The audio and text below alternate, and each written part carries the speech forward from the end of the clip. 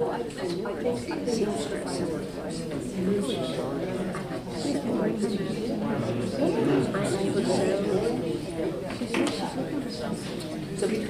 to call our July meeting to order. Please rise for the pledge and remain standing for a moment of silence.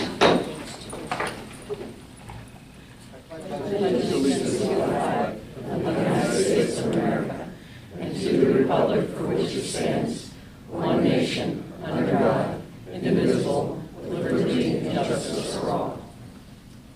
Please have a moment of silence for our first responders and military who have given the all in service to the country.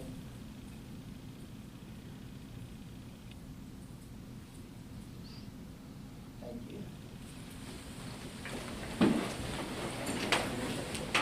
A couple of housekeeping things. We are being recorded, so it'll be on YouTube later. Need a motion, Andy? I would entertain a motion to have our borough manager participate by Zoom. Make a motion to allow the borough manager to participate via Zoom. I'll second that. All in favor? Aye. Opposed? My vote's aye. Okay. We're going to start public comment in a second, but there's a couple of housekeeping things we have to do. First of all, welcome. This is the largest audience we have ever had. Earlier this month, we celebrated the 250th anniversary of the birth of our nation. The irony is not lost that tonight you've all gathered to discuss a tax, not on tea, but one that you still feel is unfair.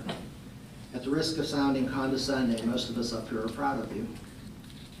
Robert's rule specifies that a meeting enters executive session by adopting a motion or by unanimous consent.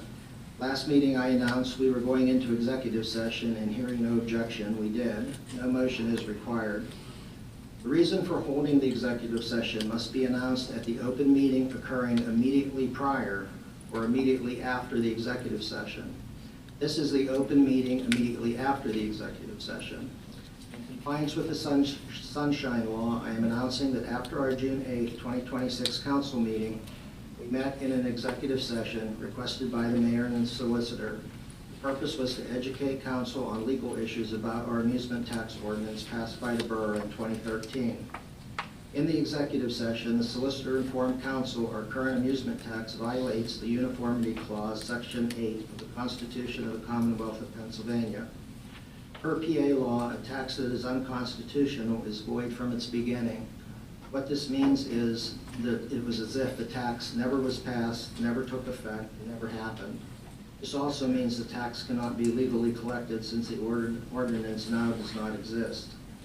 Council took no vote, made no deliberations, and made no decision in the executive session to stop collecting the tax. The decision to stop collecting the tax was an administrative action, not an action that required council approval. The borough never had the authority to collect the tax in the first place, and the council has no authority to direct that staff, a business, or the borough collect the tax which is not legal. At the end of the executive session, the solicitor advised the borough to send a letter to NCR to stop the collection of the tax. There were no objections or discussions by anyone in the meeting. Under the advice of the borough solicitor, on June 9th, New Freedom Borough requested that NCR cease collecting the amusement tax pending further discussion by council at this meeting tonight. That was the executive session from our last meeting. We also had an executive session tonight. It wasn't with the full council. It was with the defendants of a lawsuit brought by the mayor and 2 council members. The executive session was to discuss litigation with the solicitor on how to proceed with the lawsuit brought and to ask for advice on how we continue from this point forward. That being said,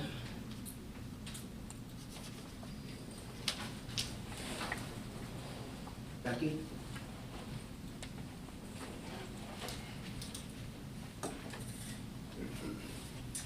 Hello. Thank you for giving me time to speak. My name is Becky Senna. I'm president of the New Freedom Lions Club. And I wanted to, first of all, thank the borough for their assistance with our carnival, which just took place a few weeks, well, last week. It's a huge undertaking, and we appreciate all that they did to help us pull it off. I also want to thank Southern Regional Police Department. They were there every night, in full gear, and they kept a very happy demeanor, were very approachable, and we appreciated their presence to help keep order. Also want to thank Rose Fire Company for coming out and providing assistance with our fireworks display in case anything were to happen. It was great to have them there, so we appreciate that everybody came out. And quite honestly, my original purpose for coming tonight was to discuss the fireworks application fee that the borough requires, which is $250, and there is a fire department standby fee for the fireworks, which is $500. These amounts just have a huge budget on our impact, and my original intent was to ask about a waiver. However, through the incredible generosity of one of our line members and his wife, the application fee has been paid, and another very generous line member and his wife have paid the $500 standby fee, which is a great gift. And I have to say, we're really blessed to have these people in our community and as part of our club. But I was hoping you could answer a few questions for me regarding the standby fee. You may be aware that the money we raise as Lions, we give back to the community, and I have a list of donations if anyone cares to see it. And for the fire department specifically, over the last 3 years, we've donated $6,500 last year, $7,000 the year before, and $7,000 the year before that, as well as making donations to the ambulance company, because that's what we do. We want to be community servers and donate back. So what I'm wondering is, with the tax, is the $500 standby fee, is that a calculated tax, and will that change year to year or event to event, or was that a flat estimate, and we don't expect that to change because we need to somehow work that into our budget? So, and I don't know if anyone here can answer that question. I can take a stab at it. Okay. We set the fees every year, so it is possible for it to change. That is really not a tax, or it's really just a Right. reimbursement to the fire company for Rose to, start up 2 engines or 1 engine and bring a couple people down. So, Right. and it just goes straight to them. There's no. And that was my other question, because if we have to limit what we donate back to them, if we have to subtract, we have to find that $500 somewhere, so we would have to subtract it from what we would routinely donate to them. I just wanted to be sure, since I wrote the check, since the check is written to the borough, will that go to the fire department, or does that? Absolutely. Yeah. Okay. $500 goes to the fire, and I wouldn't be surprised if you didn't get a donation for it every year. So. Well, like I said, I can't expect that our members do that. It was fantastic that they did, but we just need to somehow work it into the budget. So I wanted to be sure that you understood. We really appreciate the cooperation between the borough and the Lions Club and the community. We've had our carnival for over 75 years. We want to continue to see it grow. This year, I'll be honest, it was really, really hot, and I don't think we're going to be able to make the donations we have in the last few years. And again, just trying to work these fees into our budget. So, and wondered if you have any questions for me from the Lions Club about anything that. Would it be possible for you to approach Rose Fire Company and ask for that money back? I actually called Rose Fire Company before I even wrote the check and asked them about the $500 standby fee, and I was told they didn't expect it, they really didn't want it, they were willing to sign a waiver not to accept it. But because the check was made out to the borough, I made the check out to the borough, and that's why I was wanting to make sure that it gets filtered down to the fire department. If they sign a waiver, is it possible for us to just not pay Rose Fire Company? If they waive the fee? Well, There was a donation, so maybe we could talk about that in the future. I don't want to, there was a donation made for it, so I don't want it to seem like we're trying to, dip our hands into buckets or anything like that. we will set fees again after, probably in May of next year, so that can be brought up again. Okay. And just one other question while we're talking about that. Does anybody know what, and Andrew I think is on, what the borough, what all they do to help facilitate the carnival, so that people understand what the borough's role is when we have our carnival? And, well, Jake, you want to speak to that? No? Okay. Andrew is here. If we can get the microphone right, maybe everybody can hear. I mean, I know there are things that they're taking care of. I just thought for the good of everyone so that they know what the borough is helping with. Yeah, I mean, there's quite a few items leading up to that, as well as maintenance throughout the year. Offhand, I'm not going to be able to put all that together in a list, not knowing that ahead of time, but I can put something together and make sure council sees that before the next meeting. Okay, appreciate that. And that's fine, yeah. Yes. I'm just curious, like, it seems like it's all rainbows and flowers, but there are several Alliance members that have been going around trash talking the borough all for a month. Like, they are volunteers, as all of you are. So when you hear comments like it's just a money grab from the borough, and nobody over there knows what's going on, it's very disheartening for an organization. I'm not sure who made those comments. Well, I can tell you exactly if you'd like me to tell you. I think they know who said it. Well, on behalf of the Lions, I apologize for any bad feelings, but we appreciate that the borough is assisting us. And we were surprised, I will be honest, we were surprised at the fees because apparently the ordinance was passed a few years ago, but it's never been enforced. So it kind of came as a shock to us and we weren't quite prepared. And that's why I'm asking what we'll do in the future. But certainly, I think we need to work together. And there's no reason as community members that we can't. So I think going forward, we need to just have an open mind, to understand each other's positions, and make it more collegial and an easier working relationship. I guess the one thing I should say is that, I mean,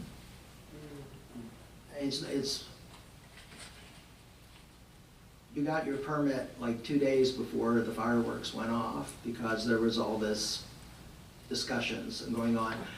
I think that getting your permit was a really good thing because I believe you had somebody injured at the fireworks. Somebody reported that they were hit Yeah, by debris. but at any rate, at least now you could say, well, we had all of our permits, and we had everything that we needed to have, the Attorney General number, Right. everything was checked out. So it actually protects you, it protects the borough, because normally if someone gets hurt, they're gonna sue the borough, they're gonna sue you, they're gonna sue anyone they can, so. Kudos to Andrew Schaefer. Yeah, and Andy Schaefer got all that in place for you. Right, and I told him, you know, it did come as a surprise, the extent of the permit fee and the cost. But going forward now, we know what to expect, so we'll be able to prepare it much sooner. So When do you guys usually finalize your budget for next year? we work on our budget in August. So you guys are coming up with that very soon. Can we then do that more like on our budget cycle so that we're not making that next May, so that everybody has more time to adapt? Well, I think we could talk to the fire company and, Yeah, and make sure what's going on with the fee. I mean, Yeah, that's. I don't know who said they didn't want it, so I guess we'll have to figure that out. Yeah, this way everybody's on the same Yeah. page early. I agree, yeah. And- This year, the application fee was taken care of. Right, right, that's what I said, yeah. Yeah, It was okay. taken care of. If it comes up again next year, I'll take care of it for the Lions. Well, the people who donated said they would donate in perpetuity, so. I don't know, Andrew, if you have any idea, because there was the incident with the wind shift and there was some debris from fireworks, we're not really, we have to reevaluate our fireworks display and, you know, maybe even possibly look into the possibility of having a drone show, and I don't know if that carries with the same sort of permitting, but just so you know, if that's the case, we might have to approach you about that, but that is much more expensive and would require corporate donors, so. That's actually something I was doing some research on, because I think the general theme, many locations, Ocean City, a lot of places had issues with fireworks this year. Bad Batch, I don't know, but you start looking into it, and drone shows are probably not nearly as exciting, but probably more beneficial to dogs, PTSD. There's a lot of other benefits, but again, not as exciting, but maybe for the next meeting or something, look into, at least have something on the book I wouldn't, for the don't, future. I wouldn't go overboard, don't put too much effort in, because right now, looking at it, it's just cost prohibitive. It's, $20,000-$40,000, and there's just. For some of the upper For drone level. shows, yeah. But we feel that we're probably going to have to reevaluate the firework display, just because we have limited space, and it is near Arrow, and for safety purposes.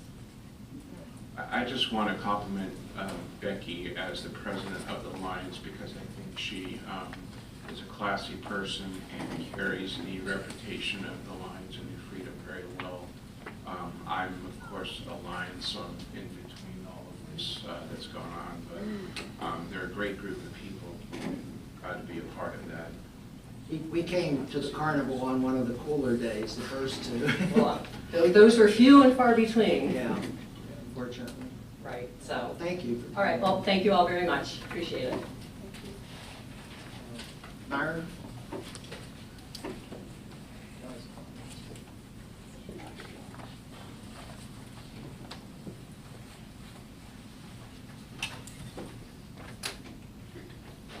Good evening, everyone. For those behind me, of course, that probably may not know who I am, I'm Myra Gillis on behalf of the Gillice New Freedom Christmas Parade, which has been happening this year, will be year number 6. And it's been quite, I don't know the words for it, but we just get a lot of praise for it, and people are happy, and it brings a lot of excitement to New Freedom. We want to continue that this year, the date being December 5th. And as many of you know, after the parade, we host a reception at the community center, and we feed hundreds of people. And this event has become also very, very popular, and people look forward to that, with most of the local businesses donating the food, the prizes, and all that stuff. So why I'm here tonight is to ask that we continue to be able to use the community center at no fee to the Gillice Christmas Parade, because it is a community event and there's no profits or anything like that. It's all for the enjoyment of the people. So in saying that, I'm asking council to grant us the permission to use the community center, continue to use the community center for this reason. Did you file a, did you request to use it I did, and you were submitted a fee? yes. In light of that, I have concerns, other concerns about some growing financial burdens on our taxpayers, but I will cover the fee for you. So there will not be a fee. I will personally cover that fee for you to Jenny, use I'll it for split the it with you. parade. Jenny, I'll split it.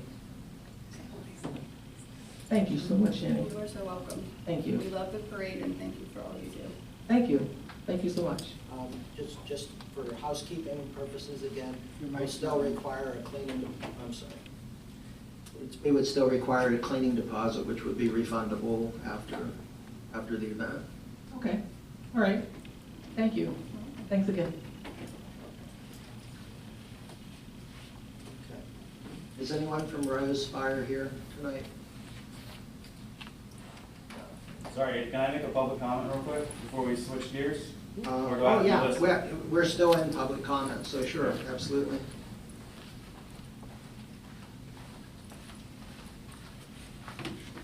Okay.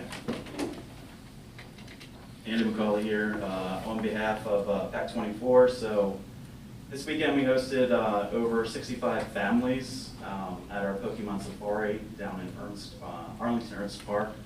So I wanted to give a shout out to the Public Works crew, Jake and team, doing an outstanding job. Went through, walked the trails prior to the event, snowed down trees. Last week we had some horrible weather, some bad storms. all of the trails are well maintained. You know, this really meant that we were able to have a successful event. It was safe, it was enjoyable for these families, these young kids to walk around, and no one was injured. So kudos to the Public Works team for always being there.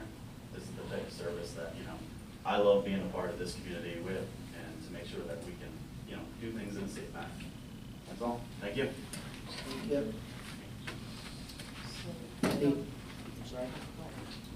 Anyone else for public comment? I wanted to talk about the railroad tax, but it sounds like things are in limbo, or what's going on? No, it's not in limbo. It's actually on the agenda for tonight to talk about it. Oh, let's talk about it. Okay. I'm worried about the camera. It says it adds 30 pounds to it. It might take me up to 400 pounds. My wife always says, how many cameras were on you? Make sure your mic's on, Kurt. Should Push that the button. little button there. There you go. Now serving 21. Good evening. I understand there's been some consideration about eliminating the amusement tax for railroads. We can't hear you. Nobody's ever said that to me. That's good. So, without having a full understanding of what's going on here, of course, I just want to make a couple points if I could. In looking at eliminating the tax, I kind of boiled it down to 3 different things. Does the borough need or deserve the tax? Does the railroad deserve or need the elimination of the tax? And is there a danger that the tax could be expanded to actual charitable organizations in the borough? So for the first part, members of the council, great people. I know a lot. I know some of you 70 years, if you can believe it, when I'm only 45 years old. Great people, you people elected, public, civic-minded. I think that I would trust you with proceeds of this to go to the betterment of the borough rather than people that I don't know, to very noisy people that I don't know. So step one, I believe that the tax should remain. I think that anybody who is looking to eliminate that tax does not live near an at-grade crossing. And unfortunately, in the northwest section of town here, at Pleasant Avenue crossing, that gets more traffic than any other crossing on the whole system. You know, Saturday morning, you hear the first whistle, and you know, matter of fact, I'm kind of wondering, a lot of times when I'm downtown, or even at home, I don't even hear them blow the whistle as a warning for Franklin and Main Street. So I don't know if is there special rules about that? No, I have no idea. They are required, Yeah. it's federal. I would think. So, not only every single trip that every excursion, no matter how long or short, they're gonna go over Pleasant Avenue. Second, that's the only at-grade crossing where there's a switch. So, if there's 10 or 5 trips that day, that's 10 crossings, that's 50 whistles, usually about 5 whistles per trip. But in the middle of the trip, or the middle of the day, they may be changing the train, the composition or the length of the train.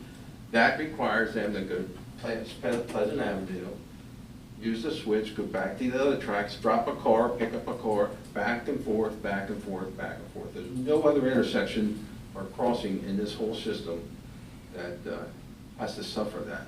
So, yeah, that's a real problem when people live over that way. Anybody in Trailview, North 3rd Street, Freedom Hills, you know, they have to suffer a lot more than anybody else in the whole railroad crossing. I know 2 women who lived in, we call it Rubberneck Road. The row house is right there next to the tracks there. They tell me cracked plaster, glasses, dishes rattle every time the train goes by and stuff. You know, it's a real burden. Both of them have moved out.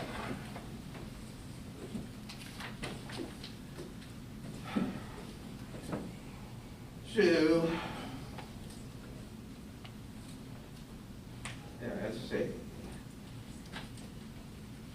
it looks like, I thought this was a very timely time for me to speak. This came up because I just made my first visit to an audiologist who told me that the range of my hearing loss is not due to my wife, but it's actually due to repeated loud noises. I thought, well, that's very nice. I also wondered about that. They do give us a little break, for some reason, on Sunday mornings. The volume of the whistle is not as loud, which is great, but it begs the question, like, if they can do it then, can we get that more often? I don't know. I don't know any of the rules, regulations. I really only found out about this over the weekend, so I wish I could have been more prepared. But I still think it's an opportunity to bring some of this to attention.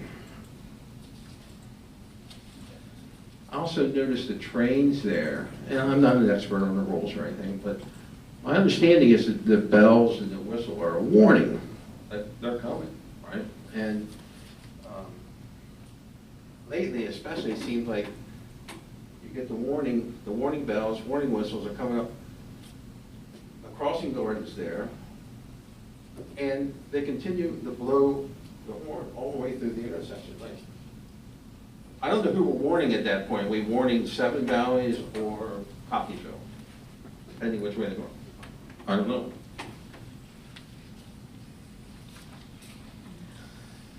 I also noticed that in York, there are a lot of intersections that have no train horn signs, so they don't have to blow the horn there. There are quiet zones. I've been able to look that much up. There are quiet zones. So I don't know. I would like to think that the NCR is looking into that with state, local, federal authorities, whoever, to see what's involved there, what can they do. There are electric lights there, which we don't have on Pleasant Avenue, but you know, maybe they could change the definition of a guarded intersection to an intersection where there's a guard there. You know, I'm sure those regulations were made for trains that are heavily weighed down, loaded, traveling at speed, can't stop within a half a mile. That's who the regulation is made for, not for the train going 2 miles an hour with an actual crossing guard there. In a related thing, this started a couple years ago. The crossing guards leave, it's usually 2 or 3, I don't know the exact details. One will stop at Pleasant Avenue, and then a second one will come, they go down to Kirsten Road. When the first one passes the one at Pleasant Avenue, they're blowing the horn and waving. It's like, okay, but you guys are making enough noise. How about if we just, you know, I don't know if they're in communication with each other electronically, I have no idea, but I do know if I was the second guy going to Kirsten Road and look down and somebody's not there, that's all I need to know. I'd be down there. You know?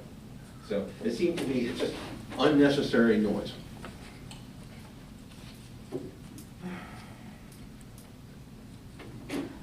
The other thing I wanted to talk about was the steam engine smoke, which I don't understand. I'm a steam aficionado. I go to about 3 steam shows a year. Most of those steam engines are real, genuine, historic engines, not a replica. They're usually burning coal. I've never smelled anything like that at any of these steam shows. And since this is a newer engine, and I think they're burning like number 2 fuel oil or something, like so many people I around. believe you're right, yeah. I don't know where the smell's coming from, unless that's a purposeful thing to entertain the people. I don't know. I don't know why burning number 2 fuel oil would do that. Adding steam to it shouldn't make it smell like that. But when our windows are open, I was up in the garage the other day working, and the stuff comes wafting through. I don't know. Maybe they should have an explanation for that. I don't know what it is.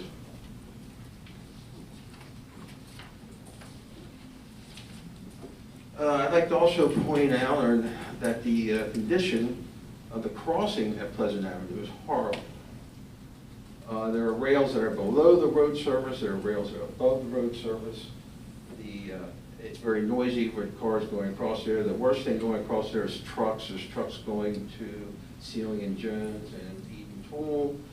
A lot of trucks pulling lighter trailers like lawn services. The trailers bounce up so high, I think the rear tires come off the ground. It's like, as I look, it seems like the railroad's responsible for the crossing, whereas the government entity is in charge of the road surface for the approach. But I would be hoping, you know, that they would be doing something like that to fix it up. It's really terrible shape. I also noticed something else that I don't think the Borough Council would allow for any other business. There's a derelict locomotive that's sitting down along the tracks, all boarded up, bunch of rusty equipment and everything. I know if one of the hair salons or bakeries in town would have something like that around, I think the Borough Council would probably have something to say about that. I also noticed that during the week, just today as a matter of fact, employees, I guess our employees, are parking on South Front Street, right where no parking signs are on the east side of the street there. So maybe the one that's been parking there, maybe that's on the right of way, but they're certainly crossing the road right of way to get there. I saw that I noticed it first like in March when the ground was soft and they were parking one of the trucks in there. And also, I don't know if anybody goes into their office there on the old feed store on Main Street, but during the week, during business hours, the parking spaces for customers are covered with trash cans and a dumpster, and the handicap spots are taken by trucks without a handicap license plate or a placard. So, I don't know what's up with that. But it's all getting me to decide that I don't think they're deserving of us getting rid of the tax. I do believe that, while, you know, their parking is very petty, that's a petty idea, but I think the people that cause this kind of congestion, noise, problems for us, I think they should be held to a higher standard. I think they should not be good citizens. I think they should be excellent citizens, you know. So I'm kind of disappointed and stuff like that. I mean, it seems like a lot of little things that could be done, just like the crossing guards blowing the horn and stuff, saying, where are you guys at? I mean, do you understand what people have to put up with to live here? A couple other things. Sir? I'm sorry if I'm running out of time. Well, pretty much, but I hate to interrupt you, but I do want to mention, just so you know, I mean, I've made notes on what your complaints are. There probably are some things that council can do about it, but most of what you're talking about really are police issues, like the handicap parking, they're train issues. You almost have to go to a train board meeting and talk to them about it, although we do have the power to go and talk to them about some of the things and see if we can maybe get a crossing labeled, especially if they're traveling slow through, that it might not be required. I don't know. I have no idea about the law. I'm not asking you to take any action. I'm trying to say why they do not deserve to have this tax eliminated. But then let me address that for just a second. Taxes are a required financial contribution imposed by law to raise revenue for public services. They have nothing whatsoever to do with penalizing the train for being noisy or smoky or for being a pain in the butt or anything else. That's the only reason for taxes. Now, there are fines and fees that we could put into place, and I'm not sure how well that would work, but it is something that we could look into. But fines and fees are for punishment. What you're talking about are things that the train does that you don't like, and my daughter lives on South Front Street, so I can appreciate a lot of what you're saying. But we can't do anything with the tax. It has nothing whatsoever to do. We can't say we're going to tax you because you're noisy or smoky. I'm not asking for any of that. The issue to me is, are you going to eliminate the tax? I mean, well, you just said that they shouldn't be we should not eliminate the tax. I do not want to eliminate the tax. Because they're noisy. I'm just trying to make the case why I don't think they deserve to have the tax. And I'm telling you, sir, that taxes are not to punish people. Taxes are just to raise revenue. Well, why was the tax passed then? Was it passed in 2013 before anybody? 2013. Nobody out there. I didn't say when. I said, why was it passed? You did pass a tax on them.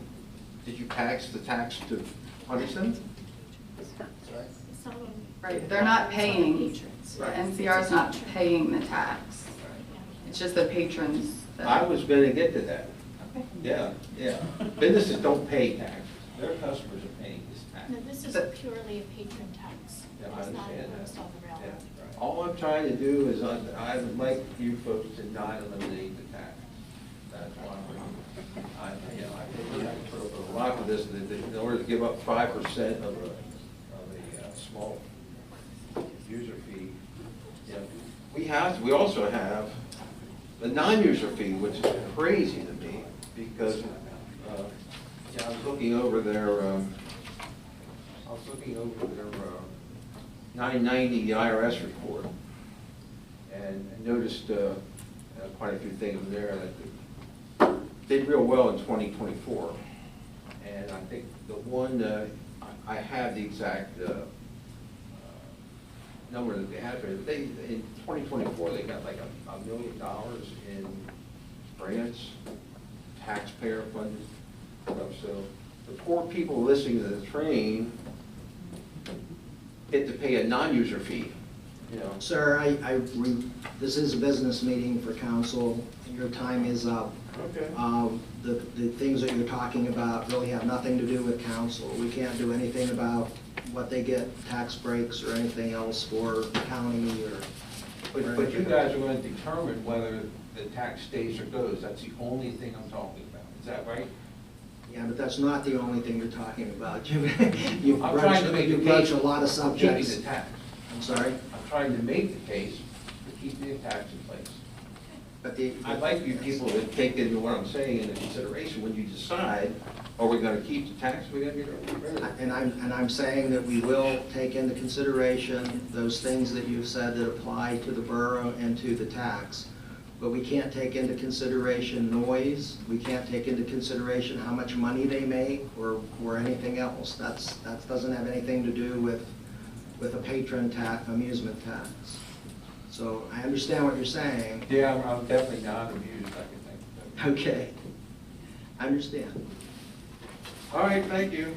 Thank you, appreciate your time. If we ever could do it, I would really like to raise the tax.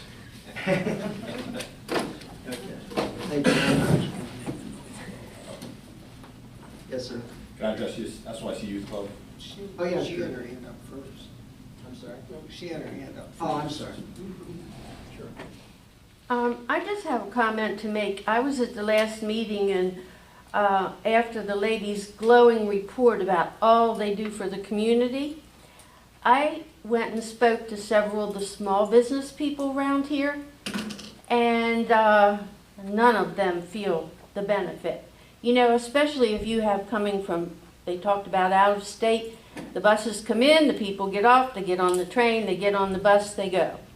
But most of the people that live right around the train, that have a business, and a lot of them are very small businesses, all they have is aggravation.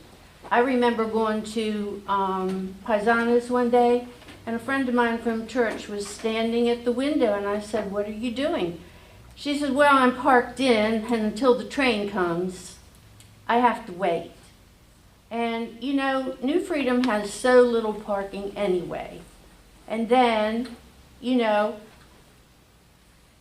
I don't see the benefits. Okay, the train is a nice thing, but to tout things that really aren't true, like the benefits to the community, as a resident, I don't see them. And you are having wear and tear, whether they want to admit it or not, it's there. So, like I said, I went and spoke with people right around that area that have small businesses, and all they consider it is an aggravation. That's just my opinion. Appreciate it.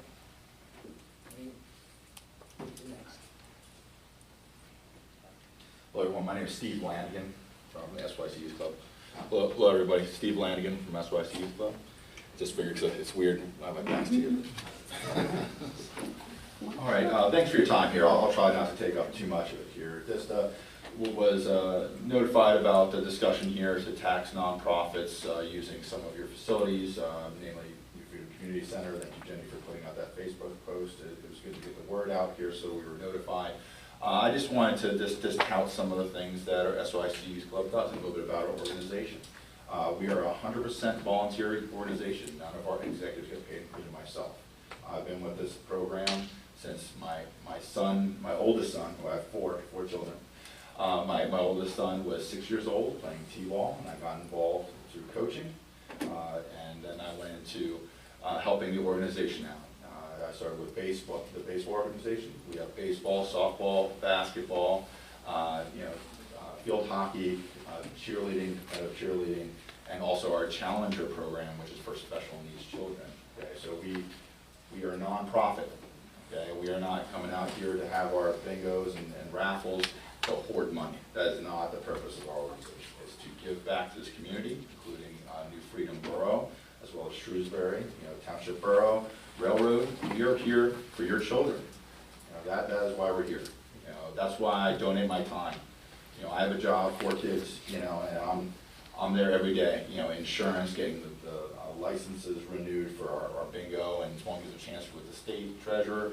Make sure our insurance is there so all the children are protected. Just doing those kinds of things for everyone here and their children. And I just want to make sure that everybody understands that the money that we bring in through these bingos, which is very generous, we have a generous community that comes, they want to have fun, they spend some money at bingo, we get that money. What do we do with that money? Okay, so that money goes into capital improvements for fields. That includes the coop, on Veterans Drive, right? The baseball field, we put infield mix, we put sod down, right? We have to pay for officials, for our contacts, for umpires, and referees. When we're talking about basketball, which is all New Freedom residents and their children play basketball during the winter. We have to rent the gyms during the weekends from the school district. Okay, about 10 grand a year. Okay, is about what we spend just our custodial overtime to use that gym for the gyms. We have to spend a lot of money on uniforms to make sure that kids feel good, and are dressed well, and be proud of the way they're playing, and their parents can see them, playing in a sport with warrior pride. Okay, that's an expense. So the money that we bring in, I don't want you to think like, why are we taxing this money? Okay, or why are we proposing that we're taxing it from a nonprofit that's putting it out there for all the children here, especially our special needs children in the Challenger program. I'm sorry, did you have a question? Well, I have a statement. Yes, go ahead, sir. I'm reading right here, the Local Tax Enabling Act.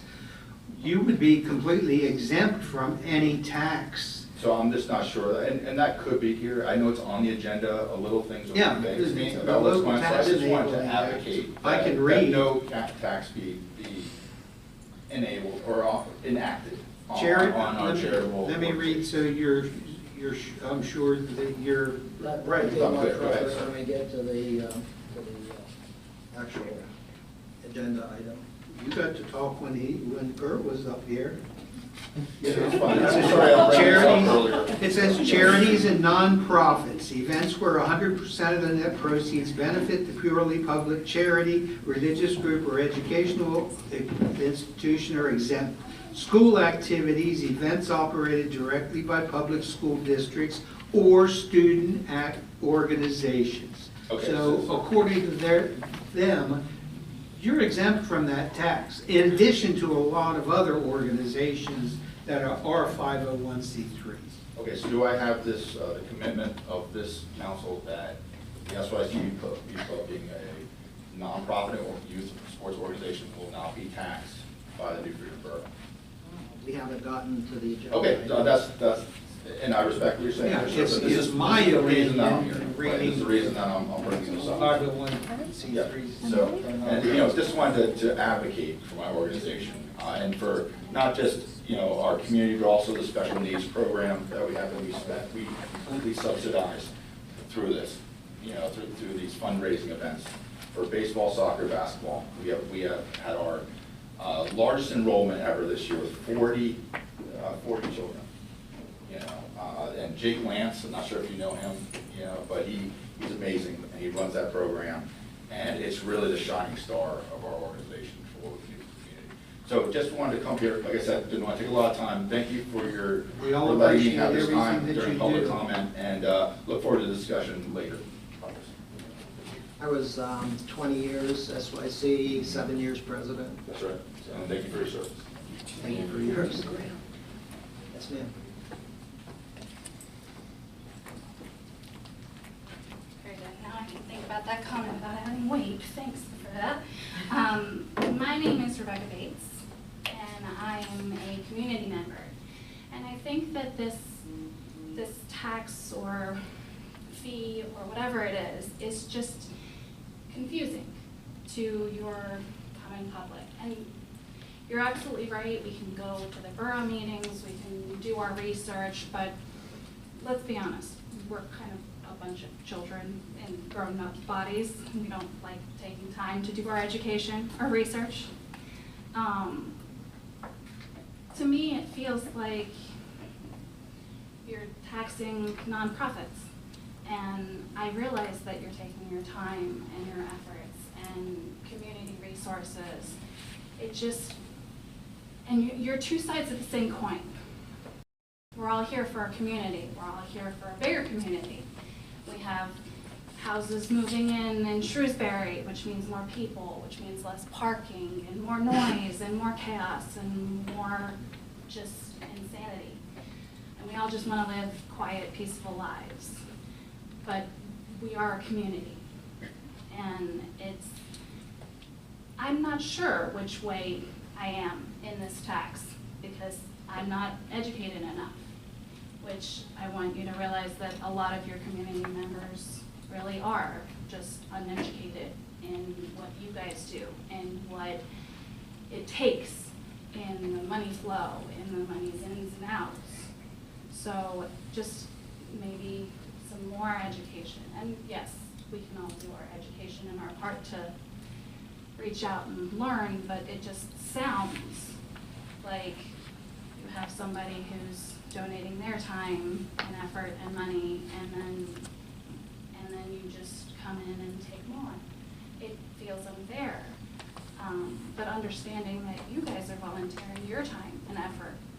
So you guys are infrastructure and making sure that New Freedom is also being run and safe for all of us. So I want to thank you guys for that because it's not an easy job to make everybody happy.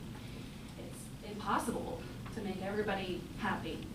You've got a whole bunch of different people and opinions here, and we both sit on different sides of the fence. But we're all a community, and I know that people can get mad and angry and name call and spit and fire at each other, but we're a growing community as well, as much as that's frustrating. I have a stepdaughter, and there's, like I said, houses moving in, that we're not getting smaller. There's not less people. So I just want you guys to remember that while you're volunteering, they are too, and how much is their time worth than yours, and make that fair. So that's pretty much all I have to say. Just to reiterate what the solicitor said, this is not a tax on the nonprofit, it's a tax on ticket sales, and whoever's buying it, even it would possibly be a tax on bingo ticket sales too, or carnival ticket sales, or things like that. That's where the tax falls. And I understand that, but as a parent, letting my kid go to the carnival, it's expensive already. It's real expensive, especially if they want a wristband and do all of the crazy rides that make me throw up, and they still want you to go on them, and you still reluctantly go on them and get green in the face. It's already expensive, and they're going to have to recoup that cost too, so do the prices raise. And my friends come out from out of town to come to the carnival. Are they going to come out to the carnival if prices raise? Are they going to be able to afford that? So that's just part of it. It's just for the little people. So. Thank you. Thank you. Anyone else? I forgot to mention that on Saturday, Jim Lice is presenting the drive-in movie for the kids. So you have kids, grandkids, even adults come out. The Smith Woods movie starts at dusk, but we do the car creations between 10 and 12. We'll bring your little ones and they can create their own little cars, leave them under the trees, and be ready for the movie in the afternoon, in the evening, at dusk. This movie has no tax of any sort. This is free. So, let's make that clear. So, yeah, if you're around, bring everybody to see the movie in and out. It's gonna be a good time. Thanks. Thank you, Mayor. Anyone else? So one other question, since you mentioned the ticket sales. So as the youth club, say we're having a bingo, all right, and we have people paying cash to come in, buy tickets here, so we collect that money. So you're saying we're not taxing the organization on ticket sales, well, we're collecting the money. And then they were saying, well, that's what you have to pay tax to give to the club, right? And that's money that's coming out of our revenue. So I just want to make sure everybody's aware. Hopefully that goes without saying, but I just want to make sure everybody's aware that that's in effect what's going on. Yes. So, thank you. No, that's not what's in effect. Okay, please let me know. Well, that's what we're going to be discussing this evening. Will we have a chance, because I feel bad, because the public comments is happening before the actual discussion. Will we be able to have this discussion once you hit that point in this meeting? We allow public comment. Okay, I'll reserve it, sorry about that, I'll reserve my. You have to wait until council's done, but you can raise your hand. Sounds great, thank you. I'm sorry, next. I'll hold my comments. Anybody else? Okay. So I raised a question of privilege affecting the assembly. These are all public facts. We have a non-disclosure involving our current legal representation that raises ethical and a conflict of interest concerns. Conflict of interest concerns are not listed as a lawful basis for executive session under 708 of the Sunshine Act and should be addressed publicly. New Freedom deserves transparent, conflict-free representation. That's what you just said. I don't understand. I'm going to describe our current legal representation from our last meeting in June that has raised ethical and conflict of interest over all the decisions that have been made since then. So New Freedom deserves transparent, conflict-free legal representation. The following public facts make the conflict undeniable.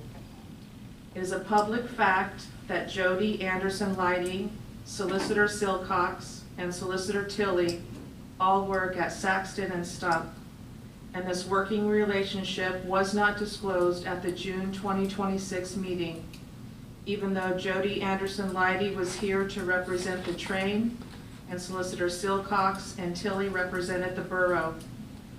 It is a public fact that Jody's father practiced law for many decades at Stock and Leader before they came current to the Saxton and Stump. It is a public fact that Jody's father also is one of the founders of the Northern Central Railway, known as NCR, which Jody Anderson Leidy has been chair of since 2023. It is a public fact that Jody Anderson Leidy is also a current shareholder at Saxton and Stump. It is a public fact that these relationships raise structural conflict of interest concerns between the borough's legal representation and NCR. It is a public fact that Pennsylvania ethics rules place limits on conflicts of interest and require careful handling of these situations. It is a public fact that Saxton and Stump issued conflicting legal opinions in June 2026 about our current amusement tax, which they drafted and have supported since 2013. It is a public fact that these contradictions have raised legal and financial uncertainty for our borough. It is a public fact that council has not received formal guidance stating that returning taxpayer money to a private entity raises Article 3, Section 31 of the PA Constitution, which prohibits giving public funds to a private corporation. It is a public fact that Sunshine Act concerns have been raised about advice and direction given by Saxton and Stump. It is a public fact that confidence in Saxton and Stump's impartiality has been significantly affected. It is a public fact that the borough's ability to rely on Saxton and Stump for conflict-free representation on matters involving the amusement tax or NCR has been substantially reduced.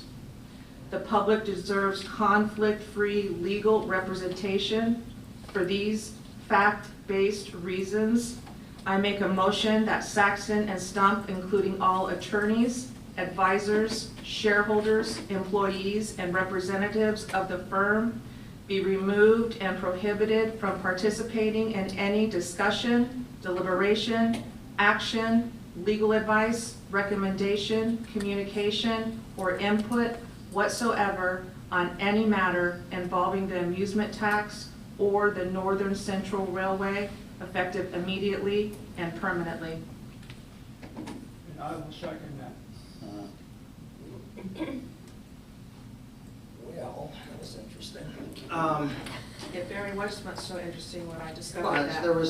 there was some things that were true, and I would like to make the statement, though, that normally a conflict of interest only arises if there's some kind of monetary gain. For instance, Mike is on the Lions Club, but he does not.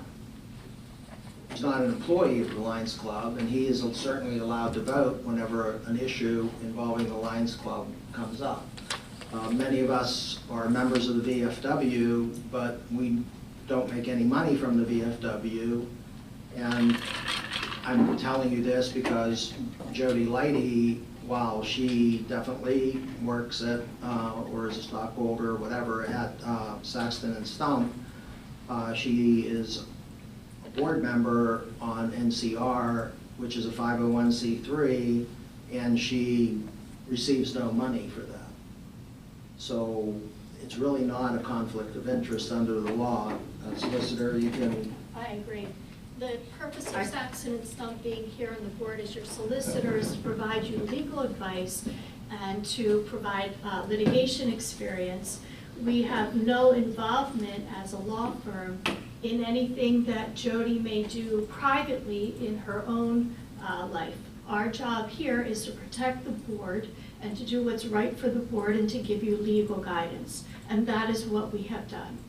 Trying to make a connection and a conflict between us and Jody's private interest is inappropriate. It is inappropriate for you to respond to this. We had 3 solicitors in the last, sorry, not 3 solicitors, 2 solicitors and 1 representative from the train. All 3 of them work at Saxton and Stump. And that was highly inappropriate. And when you say about monetary, this council has voted to give thousands of dollars back to that train, as well as we have incurred thousands of dollars in legal fees since this complete reversal from the amusement tax from the law firm that drafted it. And it has been in place since 2013. By a different law firm. This law firm, Stock and Leader, was taken over last year, merged with Saxton and Stump, and your Saxton and Stump assumed all prior law firms' legal determinations, and this was drafted when the founder, Mr. Anderson, was a attorney at Stock and Leader. If there was any problem with this ordinance, he would have objected. He also founded the train in 2013, and so he was not only with the law firm that drafted this ordinance, he was with the train that was an amusement in New Freedom, as well as Solicitor Tilley twice has reviewed this. It was on the agenda for 5 times. Last month was a 5th time. And when I made that motion, we are putting it to bed. We're not abolishing this, we're leaving it as it is, we're not gonna bring this up again, and the council once again, for the 5th time, voted to leave it, and in the 2025 meeting, after the 2nd time that Solicitor Tilley reviewed it, he again affirmed, it is constitutional, it is uniform, it is lawful as written, and he added in, mind you, it better be because Erica reminded me that my law firm wrote it. So, we have got to a point here where this has become out of control because as council members, we have a legal and fiduciary duty to the citizens. Number 1, the borough, and number 2, the citizens that we represent. And we are here to protect the residents, to ensure the borough receives conflict-free legal representation, and how anybody could sit up here and say that we had somebody from NCR saying we want 100% back, we want you to give us back $35,000, but I'm not gonna mention that I work for the firm that your solicitor is up here that also works for, and that I'm a chair at the train that my father created. I think those were all non-disclosed, and those are all absolutely things that this council should have known. Maybe somebody up here, maybe some of you did know. I did not know, and it was not spoken about in the open meeting, and that is a huge conflict of interest. And you know, our first duty is to the borough and the residents, and that is what we are charged to protect. And if any resident out here was faced with a structural conflict in their own legal representation, they would receive and seek out conflict-free counsel. We are obligated to ensure the borough receives the same level of protection. And this motion is about ensuring that every borough action involving NCR and the amusement tax is supported by counsel whose neutrality is beyond question. When a matter involves significant public interest, the council has a responsibility to remove any firm whose involvement could create even the appearance of partiality. This is not about blame. It's not about, it's about protecting the integrity of the borough. And you will recall that at the last meeting when Solicitor Tilley was here, he was the one that told council that they are not authorized to return money to NCR. Where was this? No. Since Yes. 2020 Yes. when we started? That was discussed. Where was it since 2020 when we had returned it and no one from Stock and Leader or Saxon and Stump said, you can't do that, it's not legal to return money? Everybody just sat here and you're supposed to be giving us advice, legal advice. It was an illegal act that you stood behind. We're telling you now, this is on the- not right. Now, We you cannot knew it was return the illegal money. then. It's Jody on- knew it was illegal then. It's on the agenda. Don't do it. It's on the agenda to consider approval of the request to return $35,000. We didn't even get to that. It is on the agenda to return it. If you were told it was illegal, it would have been placed on the agenda. And I, again, I Clarify thing there. Yeah, let me move the microphone. Go ahead, Andrew. Just to clarify one item, the minutes from the June meeting say that request would be added to the agenda, which is why it was added to the agenda. That's the only reason. You still need to take the vote on it because it was documented, and we're always trying to make sure we include everything in the minutes, so that's why it is on the agenda. I have no idea when, most of your law is based on when things come up, and there are case studies, and there are Supreme Court decisions. I would have to, I can't make that decision tonight because I have no idea when it became illegal for us to give money back. We have given money back to numerous organizations. SYC has gotten money for helping with the fields. We give the Lions Club 5 free uses of the community center. In general, we try to be a generous borough.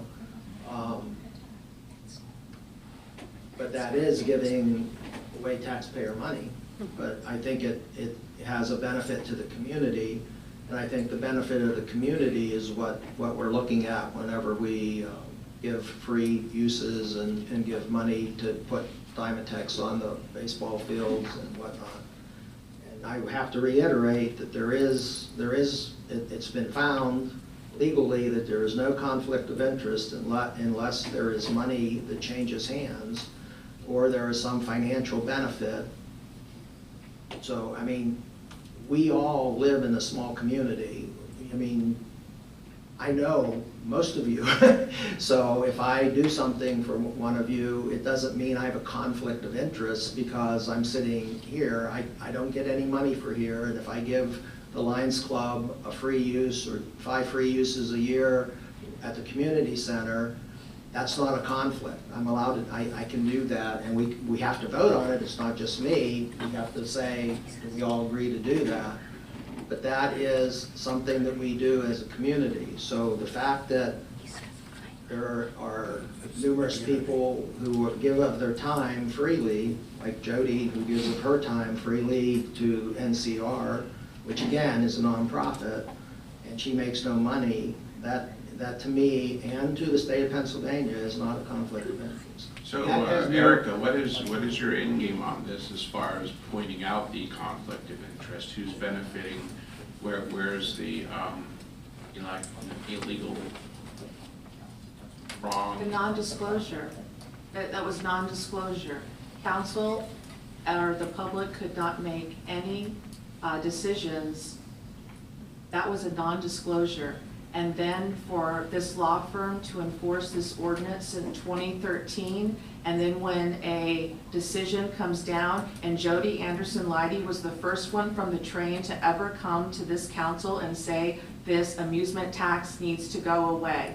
The train had stated before with the 2 representatives that would generally come that they were not in favor of getting rid of the tax. This was the first time the council voted, and then after a meeting, a public letter is sent to stop collecting the tax. All of that is inappropriate. Without a vote from council.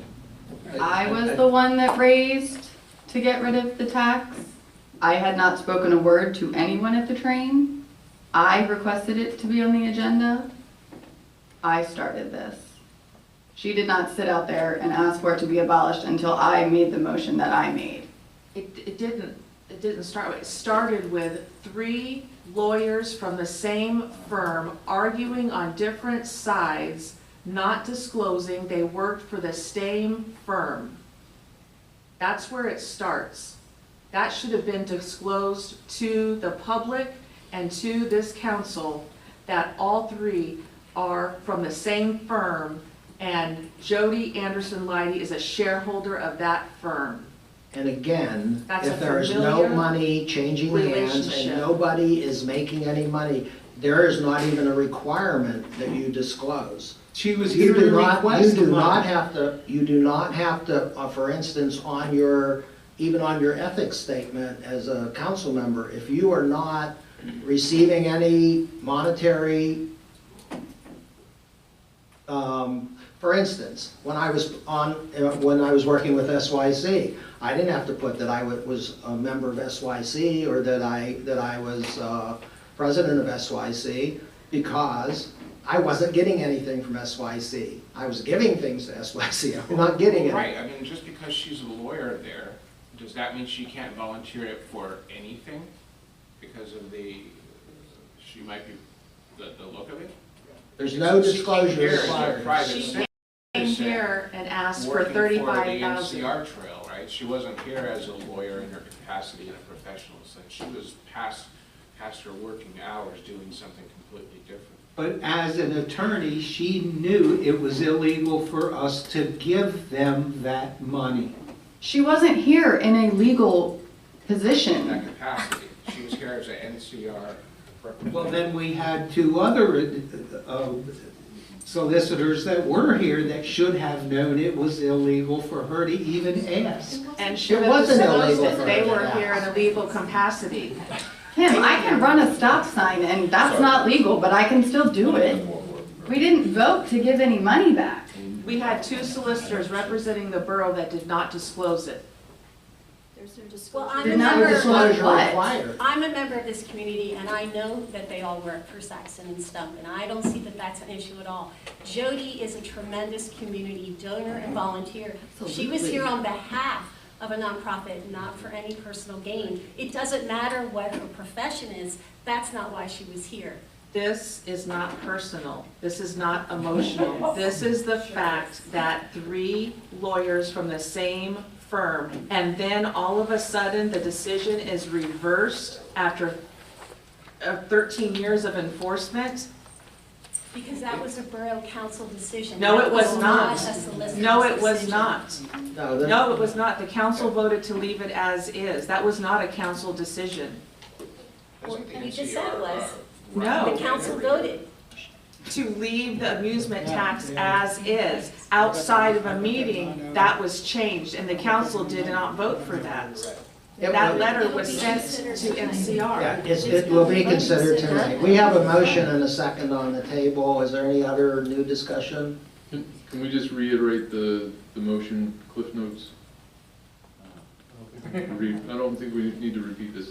I want to be sure that I understand what you're saying, that this is about them not weighing in legally about the NCR. It's not about getting rid of them as solicitors. It's about the removal from and prohibited from participating in anything to do with amusement tax or NCR. I'm sorry, I've lost the plot somewhere. At the start of this, wasn't the decision to work on this amusement tax because it wasn't actually legal for you to enforce it in 2016? That's correct. The amusement. Point of the order, amusement- point the of amusement- order, no. What'd you state your No, point of point order? of order. No court has ruled that this is an unconstitutional, illegal ordinance. You cannot say that. It is in section 8 of the Pennsylvania Constitution. No. That's what was found. No, it is not. It is not. The solicitors are not the judge and they are not the jury. They gave a Legal opinion to save the borough thousands and thousands of dollars in litigation that would have said the same exact thing. This has been enforced with no challenge since 2013. The Pennsylvania Tax Enabling Act gives municipalities a wide leverage to be able to tailor let me just read it right here. Statutory authority, Act 511, grants boards municipal direction to define exemptions. Expressly authorizes Pennsylvania boroughs and townships to impose taxes on amusements and to define the scope, condition, and exemption of those taxes. The act does not prescribe a specific exemption structure. It deliberately leaves the decision to each municipality's governing body. But the Pennsylvania Constitution says that taxes must be uniform. It is. Section 8. Pennsylvania municipalities have lawfully enacted amusement tax exemption based on duration, venue capacity, admission price, and organization type. And there is the rationale within our ordinance that explains why under 7 days it is not administratively. There's not a rationale. There is absolutely a, yes, there is the rationale. Can I ask, have you gotten this from a lawyer? Excuse me? No, You know what? I stopped counting at 140 hours. I have spent over 140 hours in the last 30 days trying to get to the bottom of this. And Quantity doesn't mean quality. I'm not trying to be smart. It's an honest question. We have a solicitor who's going to law school. I'm trying to understand where this information has come from. it has come from our ordinance.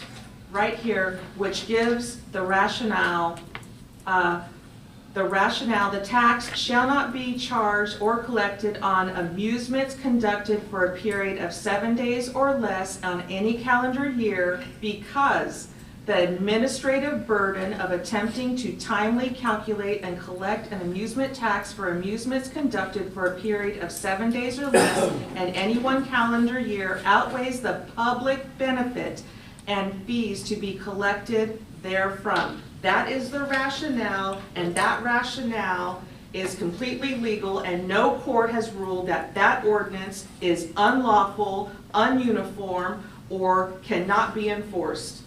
And there are other municipalities that do exactly the same thing. Their verbiage is the same, limiting. But it's without the date limit. The number No, of days. they do have a date The limit. rationale can be, that's why the local enabling tax gives the long latitude of the boroughs to decide their exemptions. The one thing I know about amusement taxes, and I've seen many that I've researched, they're all different. Because Tax Enabling Act gives the local municipality the ability to decide the exemptions. They give the narrow, it can't be over 10%, and it can't be certain things, but outside that, they leave it open. All right, here's the rationale of the ordinance from 2013. I was here, I was in this building, I was in that building when this all started. I educated you guys last month. Lions Club members, you guys do a great job. Kudos. There was 2 members of your organization that sat up there on that board with a crooked manager, and they wrote that borough ordinance to go after the train. Point of order, I call for executive session for personnel. With Stop. Mr. Gutwald. We're all gonna be respectful to each other. So- We're all adults. Point of order. Stop. We're all adults. Be Executive respectful. session for personnel. Borough Council, Lions Club members, that's why it's written the way it's written. 7 days or less. It didn't affect the carnage. You don't like to hear it, but that's God's honest truth. Personnel, executive session, point of order immediately. I need a second.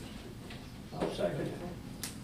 All in favor of having a personnel or executive session, please say aye. Aye. Opposed? No. My vote is no. My vote is no.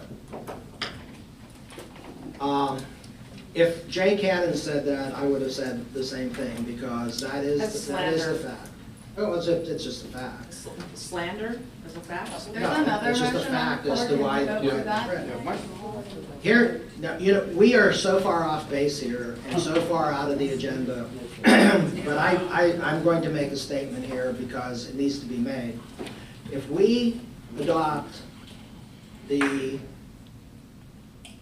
amusement tax the way it is written now, eliminate the 7 days, then every wristband, every ticket you sell is going to be taxed. That is not true. You are out of order, sir, and you let me finish, and then you can say whatever you want to say. It will be taxed because the Lions Club is a 501c4. You're bringing in a vendor who is a for-profit vendor, and he will have to collect, or she will have to collect that tax against all those things. And what that means to the Lions Club, and in my opinion, is you are going to sell less funnel cakes because you've already spent all this money on a wristband, and at some point, parents are going to say, just like you said, you can't keep spending money on your kids as much as you want to. So when you add that extra couple of bucks to each ticket and each wristband, you're going to sell less funnel cakes, less sausage sandwiches. So I think this tax is terrible for the Lions Club. I think it's terrible for SYC because even though you're a nonprofit, and we could probably exempt you for some of the things, you may, if you have somebody come in who is a for-profit company, that you would have to pay that tax. So that is why I am against the tax. Not because of any other reason, but because you're taking money away from your patrons, and that money is never going to find its way back to you. that $2 or $3 or whatever it is, it will never come back to you. And that's my statement on that. You cannot write the tax law to be any different than that. You can't exempt a carnival and then charge the train. Right. The train is the same kind of thing, is Article 8. partially an amusement. Correct. Article 8, Section 1 spells it right out in 3 sentences. There's a motion on the floor right now. Is there a way to vote on it? Well, I was trying to. Is there any other new discussion on the motion that's on? So the motion that's on the floor right now is to not allow Saxton and Stump to represent the borough for anything having to do with the train. Is that correct? Or amusement tax ordinance. Or amusement tax ordinance. And again, there is no legal conflict. There's no legal conflict. So I will, yes ma'am. I'm sorry, but I'm not on either side of this, but a judge can't be a judge if they've been a lawyer for a defendant or a prosecutor. Like, they can't be a judge. They can't be impartial. So I'm not saying that you can't be impartial. So I as much as we've all been angry, we're a bunch of people, but you do have opinions, and that's impartiality. Which would be one thing, if I were representing NCR and sitting up here as the solicitor, then I agree with you, but I'm not. I'm here on behalf of the borough, not NCR. And I understand that, but if you have a company that you have investments in, I understand you want to call for the vote. I do. But we're also all grown-ups here. We all have opinions. We all are going to talk to each other nicely. You can't completely and totally say that you're not impartial entirely. I catch you. You're not. You can't tell me what I think. No, I'm but- telling you, I'm impartial. As a judge, if you were a judge. I was a judge. So if you're a judge and you represented your client, you wouldn't be allowed to. But that's me. But that would be. My firm that I You work wouldn't- with would be able to come in and appear before me. Not if you're a president of that firm. Ma'am, with all due No, respect, I'm you're in talking- over your head. Just let them Would it be possible for you to put Chinese walls in to implement Chinese walls of the company? The law? Sorry? Chinese walls. Can we implement Chinese walls? And I have to say, for me, that's already in place. Good. I don't work with Jody. Yeah. I know We've not talked Jody. about this at all. Not at all, not at all. We're on different floors, we are on different sides of the building, we don't have any interaction at all. Thank you. And I believe I might have even just met you last meeting when you came in and said hello. Yes. Yeah, I don't think we knew each other before that at the time. So yes, we do have Chinese walls, we have no interaction. Thank you. But I don't think this is related specifically to you. This is the first time you have sat here, Walt, on 2 occasions, changed his mind and in an email said, after discussing with my colleagues in the office, In the firm. we decided, And it's a municipal law, not relative. You didn't say municipal law group, he I know, I said, was there. He talked about it with me and David Jones, who was the chair of the municipal law group.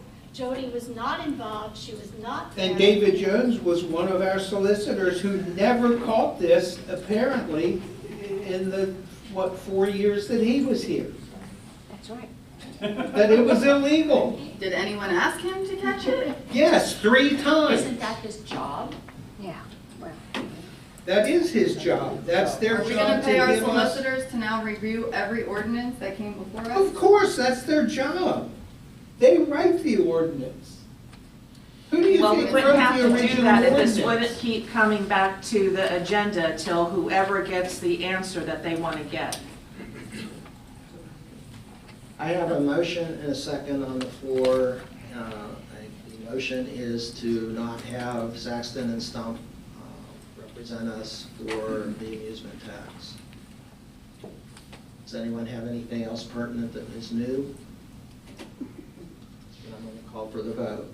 All in favor of asking Saxton and Stump to not represent us for the amusement tax, say aye. Aye. Opposed? My No. vote is no. My vote is no. So then I move the borough retain fully independent, conflict-free outside counsel with no prior or current professional, financial, personal, or organizational relationship with Northern Central Railway, Saxton and Stump, Stock and Leader, or any attorney or employee, board member, volunteer, or affiliate connected with those entities for all matters involving Northern Central Railway, the amusement tax, the ordinance, and any related legal questions permanently. How does that differ from their last motion? Because I'm making a motion for independent counsel. The other motion was just not to have them discuss it, have a part of it. This one is retaining fully independent counsel. That is my motion. Getting rid of them effective immediately. This is to retain fully independent counsel, conflict-free, for discussion regarding the amusement tax ordinance and any related legal questions, including dealing with NCR. Sounds vaguely like the same Yeah. motion. Yeah, it has to be. All right, time for vote. Oh, all right, we got a second. All in favor? Discussion? We've already discussed it. It's the same motion. Are you asking for a second opinion, I guess is the way I'm hearing it? Yes, So second. not asking Stack and Stump to leave, but ask for a second opinion on their legal train of thought, I think is what the motion is. That's not what she said. Yeah. That's not what you said, but is there any discussion, further discussion? All in favor? Aye. Aye. Opposed? My No. vote is no. My vote is no. Here's the final motion for the Borough Council to terminate the engagement of Saxton and Stump as Borough Solicitor effective immediately based on structural conflicts, non-disclosure concerns, inconsistent public guidance, loss of public confidence, and the borough's need for fully independent, conflict-free legal representation moving forward. You already did that. No, this is. No, this is a terminate the This is to get- engagement this of is- Saxton and Stump. Why do you want to fire them? Well, if I have a second to this, we can discuss and I can lay out. See, it sounds like you're upset because the public didn't know. Is there any It sounds like the new public discussion didn't know on and this they're okay. final motion? In the beginning, I said the public did not have the ability to know about this conflict when this arose last month. I didn't know. It wasn't said in open public. Apparently, people up here knew about it, but I did not. Is there anything new to be said on the motion? All in favor? Aye. Opposed? My vote is no. My vote is no.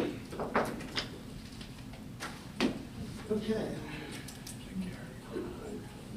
I made the motion to move the solicitor's report up in the agenda at the request of the solicitor prior to doing the consent agenda. I'm sorry.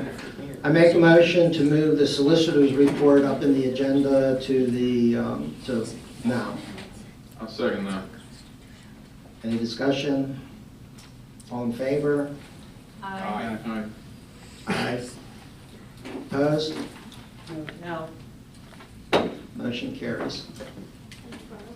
Yes, absolutely.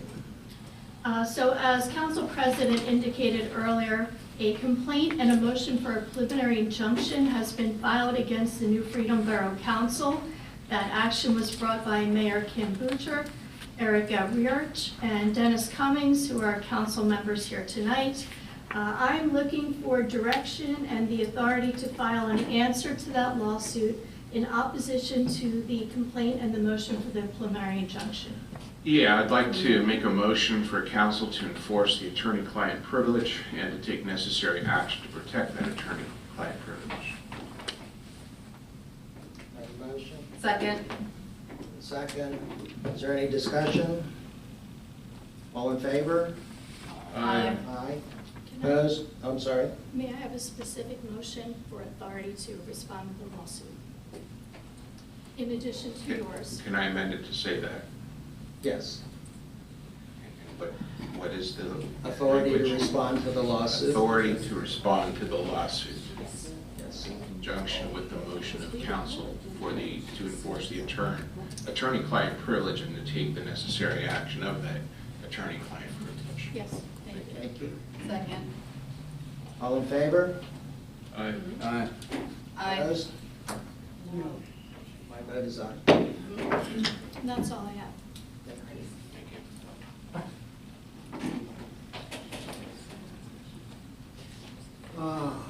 Next on the agenda is the consent agenda. Minutes of the regular meeting held on June 8th and the treasurer's report on May 2026.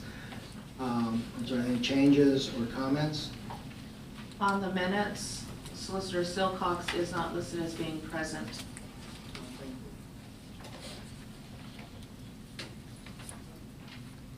I wasn't here acting as a solicitor, though. Mr. Tilley was here. But you were I was present and present, you were but I was included in the not- executive Yeah. session. You should be on as being present. Right, but I was not acting as a solicitor. It'll be under also present. Anything else? I would entertain a motion to accept the minutes and the treasurer's report. I'll make a motion to accept the minutes for June's meeting, June 13th, and for the treasurer's report. That's with the requested change? With the requested change of adding Kathy to also present. Not make a motion, I'm sorry, I'll second that. All in favor? Aye. Aye. Opposed? I have to Vote is aye. recuse myself, I wasn't here, Oh, yes, thank you. but I was still sued. My vote is aye. Okay, unfinished business, Paul Smith Library. To get to it, sorry. Okay, Paul Smith Library, they received documents that included board and meeting minutes from York County Library System.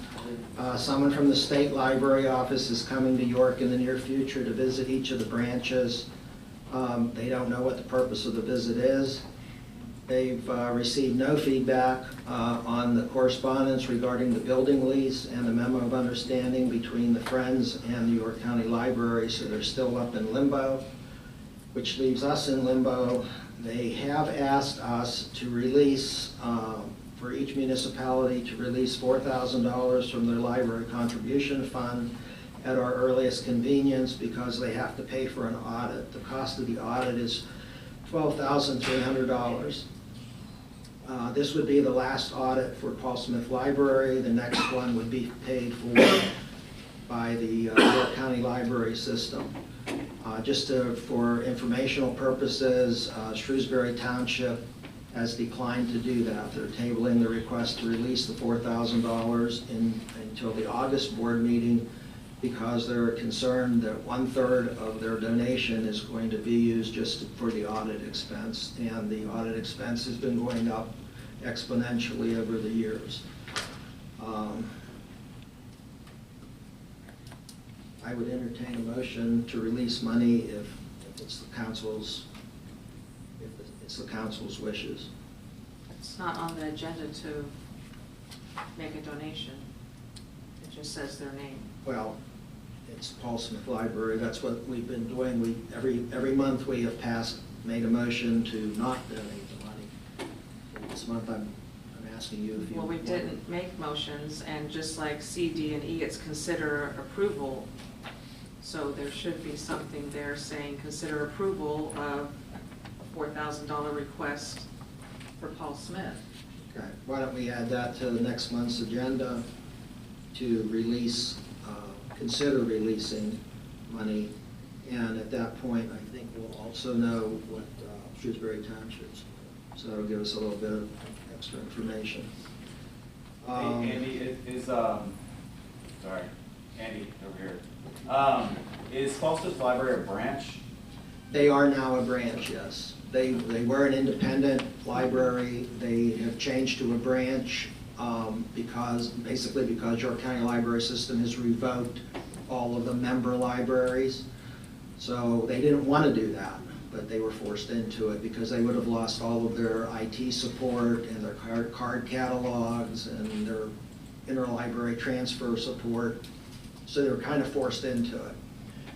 We've been closely watching. Our concern, this council's concern, is that we want to make sure that there is some agreement in place that our money, our donations to the library stay with Paul Smith and with our area.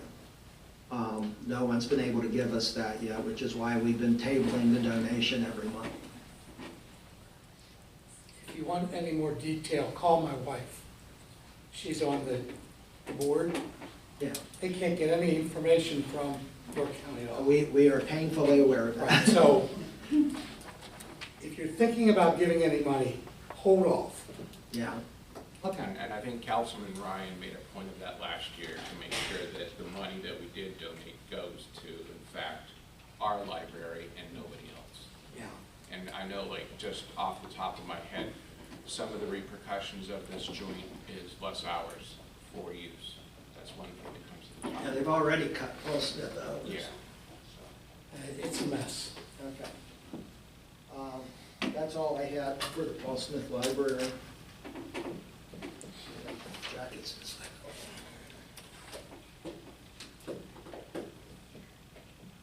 Okay, NIMS certification progress. I think Michael has something to say. I've done everything. Everything that was mandated, so a lot of reading, but it was very informative. I've been around that environment my whole life, and I still learned a lot through it. So it's FEMA training in case of disasters, things like that. It teaches you as a council person exactly what would take place in the structures of emergency response if we were to have a flood or some kind of catastrophic occurrence. And it's about 7 hours of training, so give or take. A lot of reading. As a reminder, it's a requirement for elected officials to do that. And whether you're certified, you have a disaster grant can be tied to that and other things to help your municipality. So it's very important for all council members to become compliant. And I'll take the word. And what does the acronym stand for? National Incident Management System, I believe. Thank you. Yes. And it falls under FEMA. And it's mandated by law that we get compliant. It's a mindset to get different agencies to come together. Something they learned with Katrina was everybody had their own radio channel to communicate in, everybody had their own protocol, and words didn't mean the same across the board. So now there's a unified glossary of emergency language and those kinds of things. And once you take the class, it doesn't expire, so your certificate is good forever. For the record, mine is completed. And it's free, online, at your pace. I'm done. I'm done as well. Yeah, if you're not doing anything over the weekend, give it a shot. Consider approval of a resolution ratifying acceptance of the Southern Police Commission bylaws and code of conduct. We've had it in our packet now for a while. We finally got the signed off versions, so I would entertain a motion. Make a motion for I guess they don't have the resolution number on it. To pass the Southern Regional bylaws and code of conduct. I'll second. Any discussion? Nothing's changed, right? Since we heard. No, I don't think we ever had a code of conduct, but no, it hasn't changed in months. All in favor?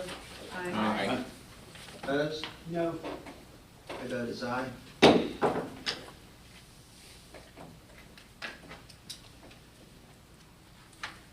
Just to clarify something there, if I may, Sure. there was a resolution during the February 4th, 2026 commission meeting where that resolution was passed during that meeting, and then there was a subsequent resolution that was passed in May. So I guess I just need clarification that there were no changes between that February and May date. I don't recall any changes. No, I don't think there were any changes. You're told there was none, or there were none?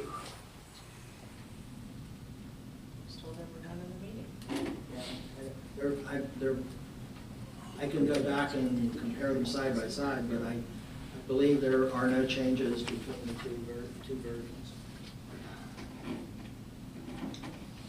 Is that okay? Or did you have further? Yeah, I just, the question was, were there changes? No. Not to my knowledge.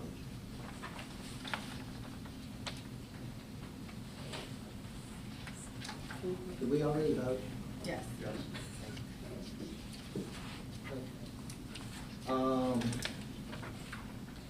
Consider approval of request for return of the 2025 amusement tax collected by Northern Central Railway. We've since found that that is not allowed, so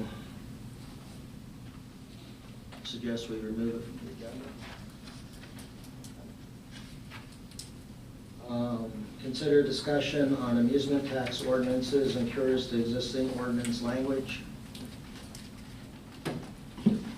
I make a motion to repeal the amusement tax ordinance.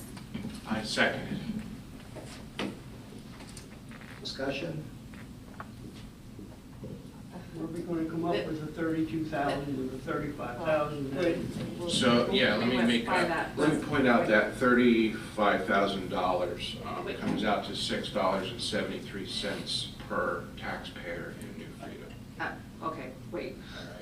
Hold on, last month you had mentioned that this tax would also cover some of the usage of the roads that we have and the damage and use of our area, which is 851, which is actually a state road. You had mentioned about 200,000 cars are coming into our area because of the NCR trail. What happens is actually 5,700 cars come into New Freedom daily. From that daily 5,700 cars, there's about 171,000 cars that come monthly through New Freedom on the state road. That's about 2,052,000 cars come through New Freedom every year. Part of your argument to keep this tax was to cover the base of the 200,000 cars that come annually through our area and the wear and tear on the roads. So of the 2,052,000 cars that come through New Freedom, roughly 9% of those cars pertain to the NCR trail. This is the 6th time this has been on the agenda. Well over 2 hours have been discussed. Every time it comes on the agenda, the council votes to leave it as is. I make a motion that this is a dilatory motion that has taken the council's time, and it's frivolous in nature because it keeps returning after council votes to stop it. And the motion last month was to abolish it, not to, that's what they wanted to be done, and the motion was not to abolish it, put it to bed, this is the last time, we're not going to take it anymore, we're not going to talk about abolishing it anymore, and here it is, now it's the 6th time, that was the 5th time, now it's the 6th time. So I make that motion to remove it from the Your agenda. motion was, last month, was to leave it on the agenda for discussion. It is on the agenda. We can vote on my motion, and if it doesn't pass, it doesn't pass. Then you can make your motion. You just made a motion to abolish it? No, I made a motion to repeal it. Repeal it. It's the same thing. Is to get rid of it. The motion last month was not to do that, to put it to bed. We're not gonna talk about that anymore. If somebody wanted to change something, they could put it on, but we're not having that discussion anymore. And here we are having that discussion again. Well, the problem right now is that we do not have an amusement tax. The amusement tax was found to be in violation of the Pennsylvania Constitution. And after we were told at the last meeting that we either had to cure it or make it go away. Those were our choices. I made a motion. We have a motion on the table. I made a declaratory motion. That is no discussion, and it needs to be voted on. State the motion. It is, it was, but this is frivolous. This is the 6th time it's given God up to get rid of it, and I made the motion, and there's no debate on that, and there needs to be a vote on getting rid of it. It's enough wasted time talking about repealing it. Last month, when we voted on this the 5th time, there were things that you had said that in my mind There's supposed were to be no deceptive in discussion nature. on Do we this need a type second on of your motion. motion? No, this is your decision as a dilatory. What is going on? We didn't take a vote. We're not sure yet. Hold on, we'll get back to you in a minute. We have Robert's Robert's rules of rules. frivolous discussion. You say yes or no, and then somebody will object. All right, well, I say no, because right now we have an illegal, Point of order. No court has ruled this is an illegal ordinance.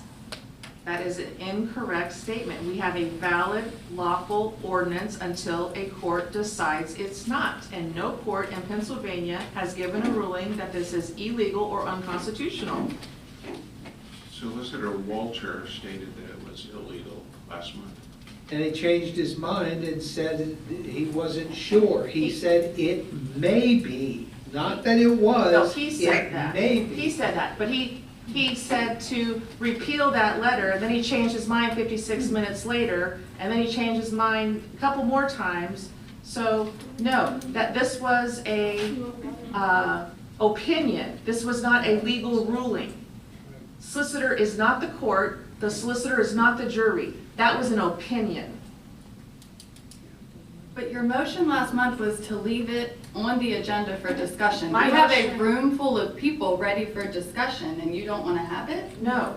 My motion was not to abolish it. Correct. It was a second, that's the motion you just made, was to repeal it, to get That rid is of correct. it. I'm entitled to make that motion, though. You are entitled to it, and I'm entitled to make the motion to take that off the agenda, that because we have a lawful ordinance as it stands right now. No court has ruled that it is unlawful. why don't you, we are gonna take a 3-minute recess, if it's okay with everybody. And we're gonna get Walter on the phone and continue our discussion. So I apologize, but I was asking for a motion. I'll make a motion to take a 3-minute recess to get. I'll second. All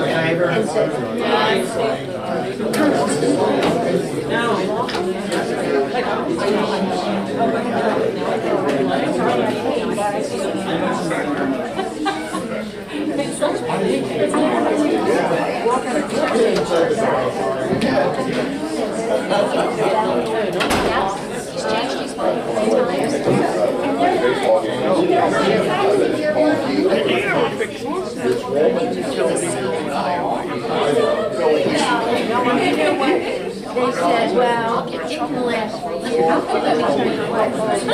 Meaning, I work here, it comes down and hits the car. I had to use them. Well, you see, that's not bad. No, I'd have it, but they said, right, well, they said that if if we could get the name of the utility that's still on it to move their line, then they would take it down. Med Ed's willing to take it down, but whoever else is left on there. Well, when I first called and Med Ed came out, they said, well, the borough has a line on there. But that was removed, but there's still one on there. Now, if we could find out who that is, I would be willing to even call her and say, you need to move your line so we can get this pulled down. Because who will actually bear responsibility if somebody gets hit by that pole? Yeah, it'll be the same go-around as it is now.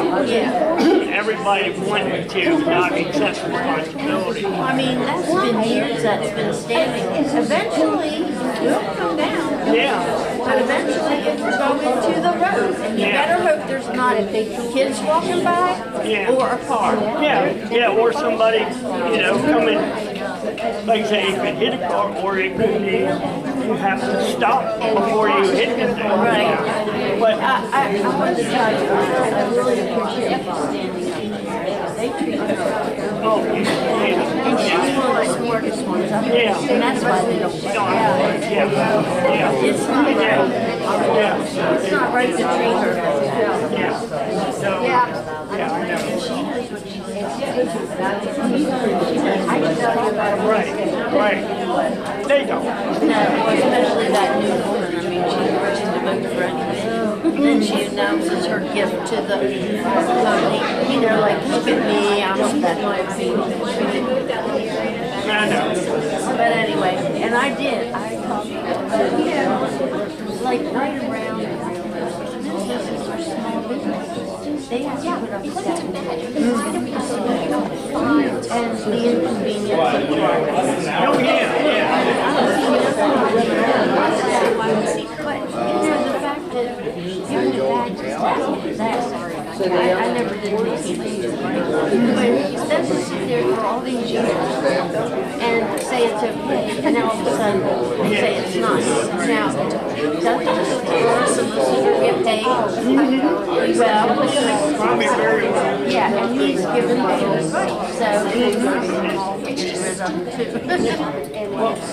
too. I was wondering about the pole there. Yeah, well, it's still there, but like I said. Because I've had other people say to me, why didn't they replace that pole when they did all the rest? Tell them that, well, they aren't taking the ones. I've now got 3 poles in my yard. Because now they're putting double poles up. Really? Yeah, the new ones they put up, they're leaving all the old ones. If you look at my house, right next to the, Joe, when they lived in what was my mother's house. Right next to them, the poles are in my yard, but there's 2 of them, the new one and the old one. And now the broken one is in Sam's yard, but the new one next to it is in my yard. And they never took the old one out. They're not, you go anywhere in New Freedom and where they put the new poles, you'll see 2. And they've left all of them there. Well, I think they're putting extra wires on there. Oh, okay. But that broken one, yeah, but now they're different people, I guess. yeah, well, you tell them that Med Ed would be glad to take it down if the utility would take their wires off and would take the other pole. Yeah. You just have to find out. It's probably complicated. Yeah, that's what somebody said. They're pretty sure it's a cable. But still, I would think that, they should be required by the borough to do that because it seems to me eventually the borough knows about it. If somebody gets hurt, the borough will be responsible. Yeah, the way things are I mean, anymore. that's something that, Yeah. I don't know where, like I said, I was the one that called Med Ed, and they came the very next day, they were so polite, and they came to me and they said, we would like to replace that pole, but as long as there's lines on there, we're not allowed, because they're not Med Ed's lines. Right, and they can't take it out. Yeah. Okay. They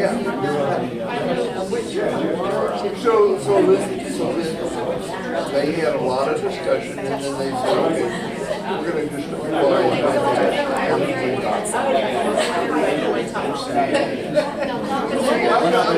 They passed it in 2014, but that's when the train started running. They had a bad experience back in the 90s with the dinner train. I never did, but. So you got your hand raised. Yeah, I just have clarification before the motion. I need to clarify the transaction this morning. We're gonna come back to order then, on the line. Andrew would like some clarification about the motion that's on the floor right now. So when it's appropriate, Andrew would like some clarification. I've got all. Can we get clarification for the motion that's on the floor right now? Is it my motion? No, it's the motion that Erica made about, Being a dilatory, frivolous, continuously comes up. This is the 6th time. did you hear that? So, no, what is the motion exactly?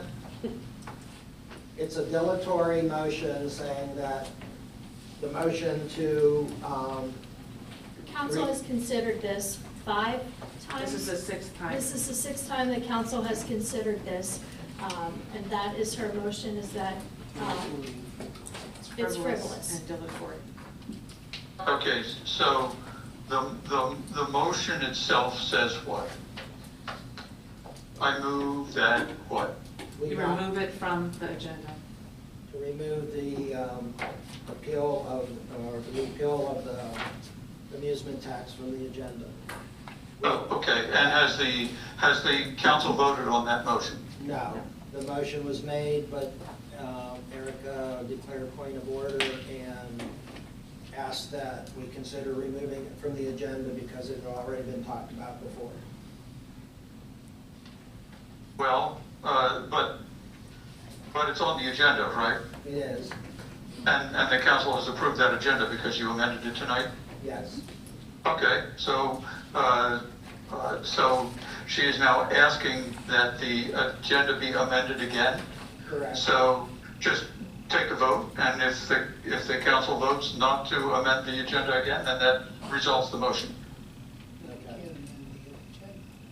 I'm sorry? amend an agenda, can you? Yes. Yeah, you can amend We did it earlier. We did it earlier to move the. it's just- Yeah, if you can move, you can certainly move to amend the agenda. So just treat it as a motion to amend the agenda to remove the, what was it? The amusement tax from the agenda? The amusement tax. Okay, so just have the council vote on that motion, and then the matter will be resolved. Well, can Yes. you hear me? But Yes, I can. a dilatory motion is only up to the president to approve, if I'm correct. Well, I wouldn't treat it as dilatory, just treat it as a substantive motion to amend the agenda, vote on it, and then it's done. Then you'll know one way or the other. That's not what she requested. And that's the fastest way to resolve it. That way you have an actual vote on the motion, and then you can move on. So just call the question. Okay, we have a motion to remove the amusement tax ordinance from the agenda. I would need a second. Yeah, I second that. I have a motion and a second. Is there any discussion? All in favor of removing the amusement tax from the agenda, say aye. Aye. Opposed? No. My vote is no. Okay, so now we're back to Ginny's. The majority in that vote. It stays on the agenda. Okay, very good. So now you can move on. Okay, so now we have a motion to repeal the amusement tax. Has that been seconded? That has been seconded. Okay. And is the motion to direct the solicitor to draft an ordinance repealing the amusement tax ordinance? Well, that would be said, but yeah, I. Is it one motion, two motions? That would be the correct wording for the ordinance, if the moving party and the second would accept that. Yeah. Yes, I will modify my motion to Repeal the amusement repeal the tax amusement ordinance. tax, give the No, solicitor. to prepare an ordinance repealing the amusement tax ordinance and advertising it. To prepare an ordinance repealing the amusement tax and advertising it. And I'll amend my second to what she said. All right. Did you have any? You have discussion. Yes, open discussion. Jenny, did you have anything to I say? do have, Denny mentioned the money, and I just want to point out, for 2025, as we previously had on the agenda, there's no refund. So we will have a surplus in the budget for the 2025. We are collecting for 6 months into 2026. That is, in past, 50% has been given, 50% has been kept. Some of it has changed, but the budget implications are future, and as Erica pointed out, they are minimal. What's minimal? The potential budget implications to the citizens of New Freedom. $250,000 Excuse me? is the minimum. No, I did not point You that said out. the tax that they're paying is minimal, so it would also be minimal, correct?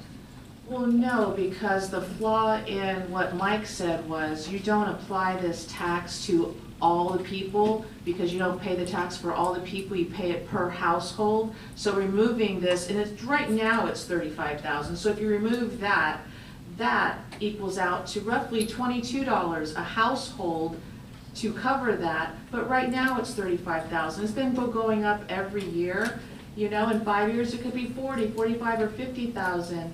And extrapolate that out to, you know, the next 10 years or so. There are hundreds of thousands of dollars that will be missing from that general fund, and where is that going to be made up? We already have the cost to run the boroughs approximately $2.9 million, only about $800,000 is made up, and so right now, $2.1 million isn't covered. That's what the is in the general fund that has to be made up by the people. So we're gonna take another $35,000 away. Well, what was it gonna be next year and so forth? And then when capital improvements and all these great projects that everybody wants to happen, that comes out of the general fund. So you just can't say it's $6 a person or it's just, you know, a few dollars or something. It goes by household. And $9.19 per household. no, it is not. It is because it's How many homes are in New Freedom? 1958. And when was that?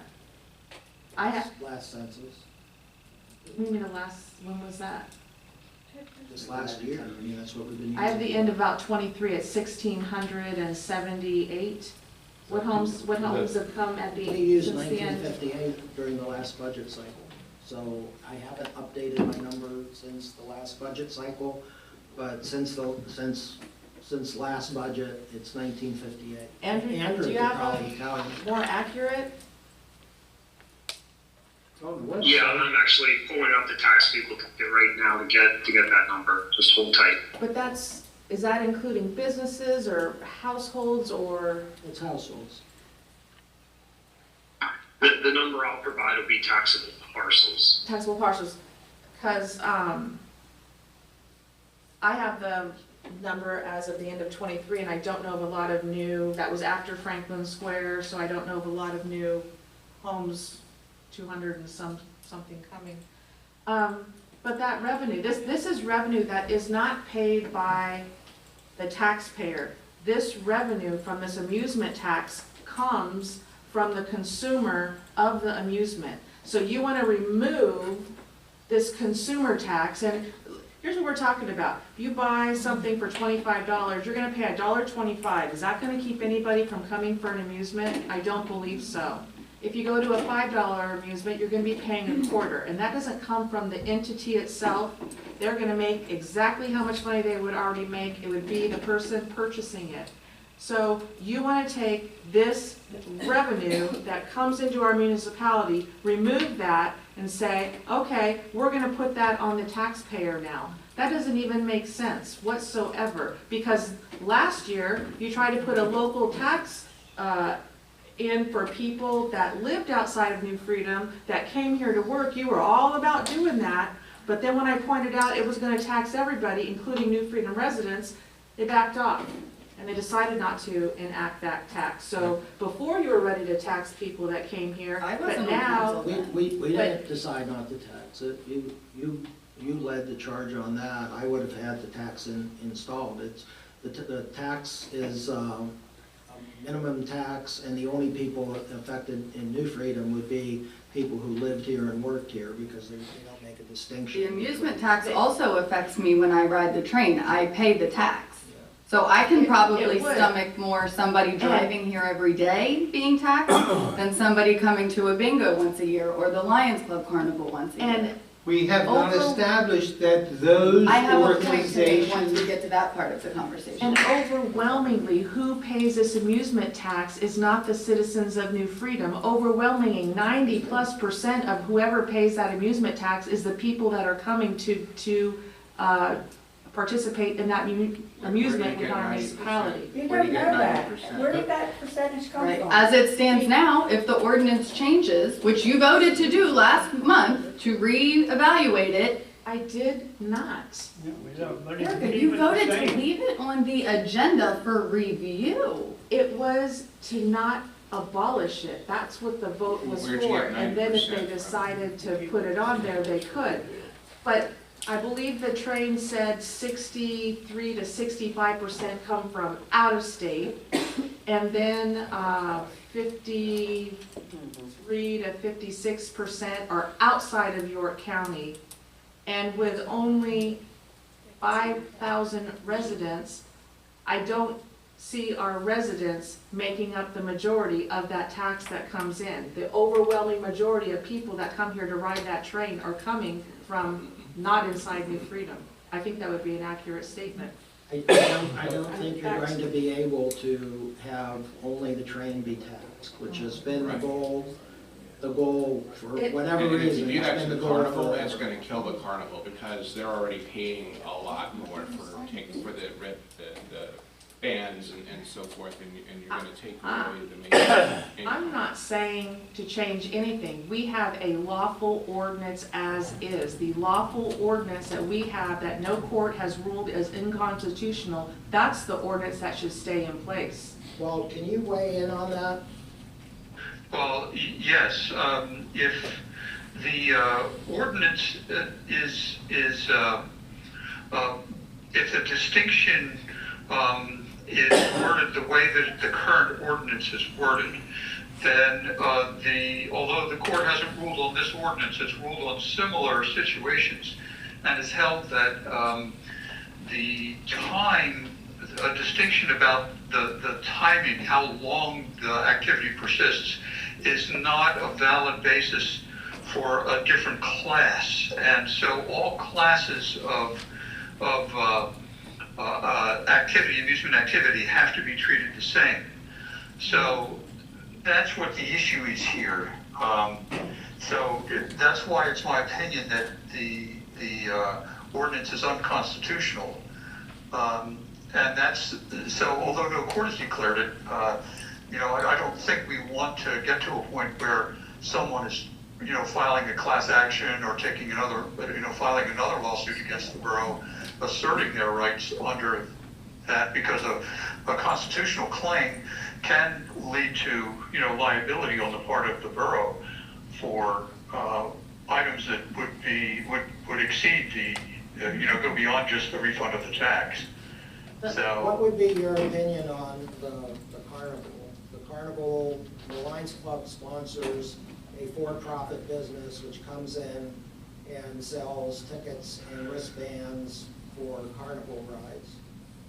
right, that would be an example of an amusement that would be in the same class as, entertainment and that type of thing. It would not fall into something that's, for example, educational or something like that. And so it would be in the same class as any other, amusement. It would be subject to the tax. And the fact that it's done for fewer than 7 days would not be, under the court rulings that I've seen, would not be a valid basis to distinguish it from amusements that extend beyond 7 days. But I'm confused, Walt, because the original ordinance was drafted by your company, and they said it is lawful because we have said that it would be a burden on the borough to have to tax every little bingo and try to get that established. And the local taxing authority says that those particular organizations are not inclusive, they're exempt from this tax to begin with. Yeah, and I looked at that issue, and the court has not upheld an ordinance based on the burden of collecting the tax. It hasn't done that. It's actually ruled the opposite. So I don't know whether that case was decided before or after your ordinance was adopted.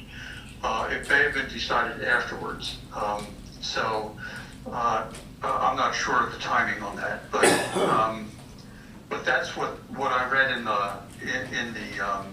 in the court cases. And so, I mean, I work really hard not to take sides in any debate that any municipality has that I represent.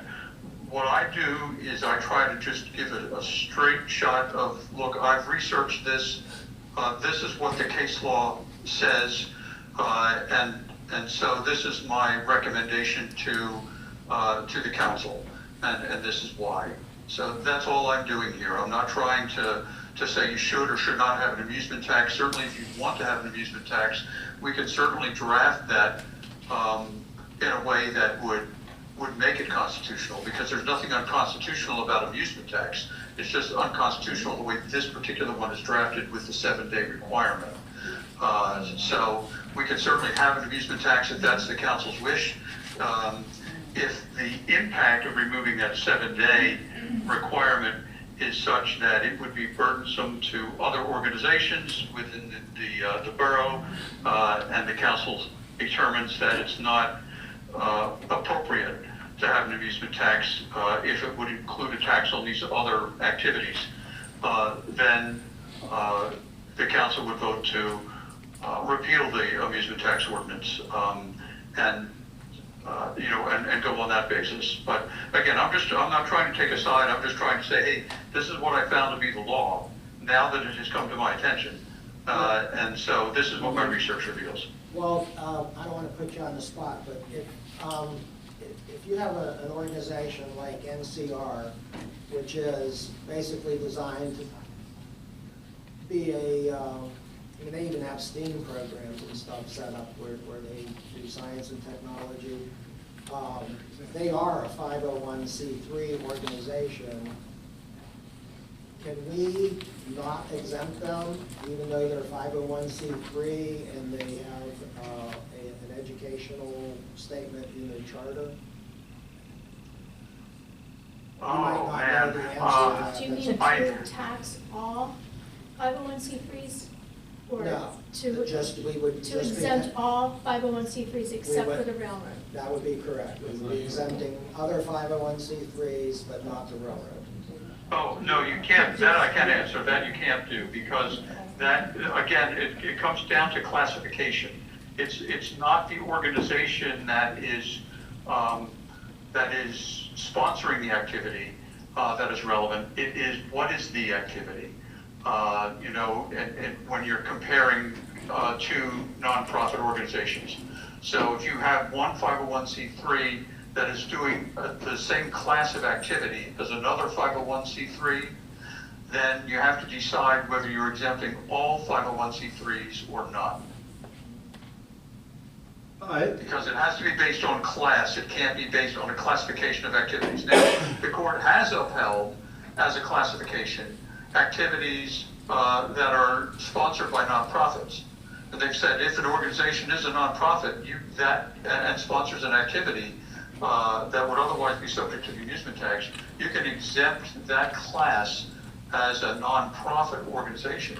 And that's from the tax. well, that's what in my research I have found. Most other boroughs do it that way, but I would like you to verify my thought. Just because you're a 501c3 under federal status, that does not mean you are exempt from an amusement tax. Am I correct? Kathy's shaking her head yes. Well, let me explain. You are correct, and the reason is because it is not the 501c3 organization that's being taxed under an amusement tax. It is the amusement. That's why. It is the customer that's being taxed. Okay. And because it is the customer that's being taxed and not the 501c3, you can tax amusements that are sponsored by 501c3 organizations. If it was the 501c3 organization directly paying the tax, then they would be entitled to the exemption. Now, I think I have one last question then. What about Yes. What about SYC? They're a 501c3, which would be the same as the county. And what happens when they sell tickets to a bull roast? What They're happens exempt. when the fire company sells tickets to a bull roast? They're What happens exempt to under the law. No. Yes, I have it right here. You want to see it?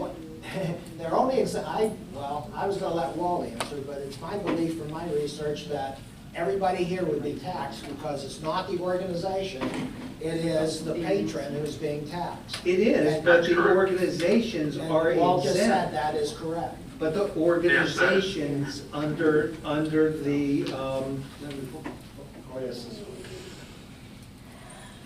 So while you're looking that up, Andrew had responded with 1,865 taxable parcels in New Freedom Borough. That was all. Closest without going over? okay, the Local Taxing Enabling Act does exempt specific charities and nonprofit events where 100% of the net proceeds benefit a purely public charity, religious group, educational institution are exempt. In other words, say we continue with this, but a school group decides they're going to take teacher's going to take the kids on a trip on the train. They are exempt from paying the tax because the state Local Taxing Enabling Act says you can't tax them. It also says you can't tax student organizations, and it goes on and on. And then one other question, the Lions Club does not get 100% of the carnival ticket sales. That may fall And under. that would be, you would be paying They're a probably a 5% tax. 501c4. Well, they wouldn't pay it, the person they're hiring. The patron would pay it. 501c3. But understand, it's very important that you understand who's paying the tax. Right. If it is a 501c3 organization paying the tax, then they could claim an exemption, and they would have an exemption form. But all they're doing is collecting it on behalf of the borough. No, I'm sorry, I mean, if it's an organization like a church, and it's not the individuals from the church that pay. They don't buy their tickets. It is the church that buys it as a religious or educational program. Then the church could claim an exemption. But if it's the individuals from the church that are buying their tickets, they're not a 501c3. And so they would have to pay the tax. So we have to be any of very you sell a careful. ticket, your people are going to be paying a tax. And you're Right, so you have to be. You're going to be selling less funnel cakes because the money won't be there. SYC people, they're going to buy less 50-50 tickets. at the event, and that was my problem all along. That's what I've said. You're gonna lose money. It might not be a huge perceptible amount of money, but it might be hundreds. It could be even more if you have a successful carnival.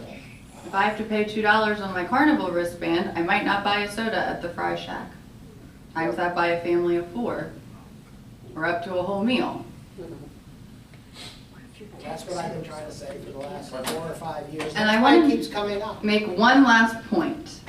It was my understanding this amusement tax was put into place because of added financial burdens to our infrastructures and our emergency services. There is no evidence. I do agree, it is likely there should be added financial burdens. There is no financial receipts. I met with the police. I met with emergency services representatives. There is no evidence that the train caused any financial burdens, any burdens on our police department, nothing. If you were to tell me everyone that rents the community center, I could believe that's a financial burden. We lose $20,000 plus a year on the community center. I don't want to tax them, but you would at least have proof that there is a financial burden. So why don't you use this tax to pay for the deficiency and... So we're gonna charge patrons of the train to pay for our community center that they don't use? It goes into our general fund, we can use it for whatever we need. For the benefit of the municipality, directly in the ordinance. And this right here, the 7-day exemption is legally acceptable under Article 8, Section 1, because if applied consistently to all events of the same duration, that is applied consistently to all events 7 days or less. The administrative burden, it is spelled out, the rationale is in the ordinance. Nothing is unlawful or illegal about this ordinance, period. And if somebody else comes in, some other organization comes in, they have an amusement, now you're going to lose all that because we have no way to tax any other corporation or company that comes in that has amusement.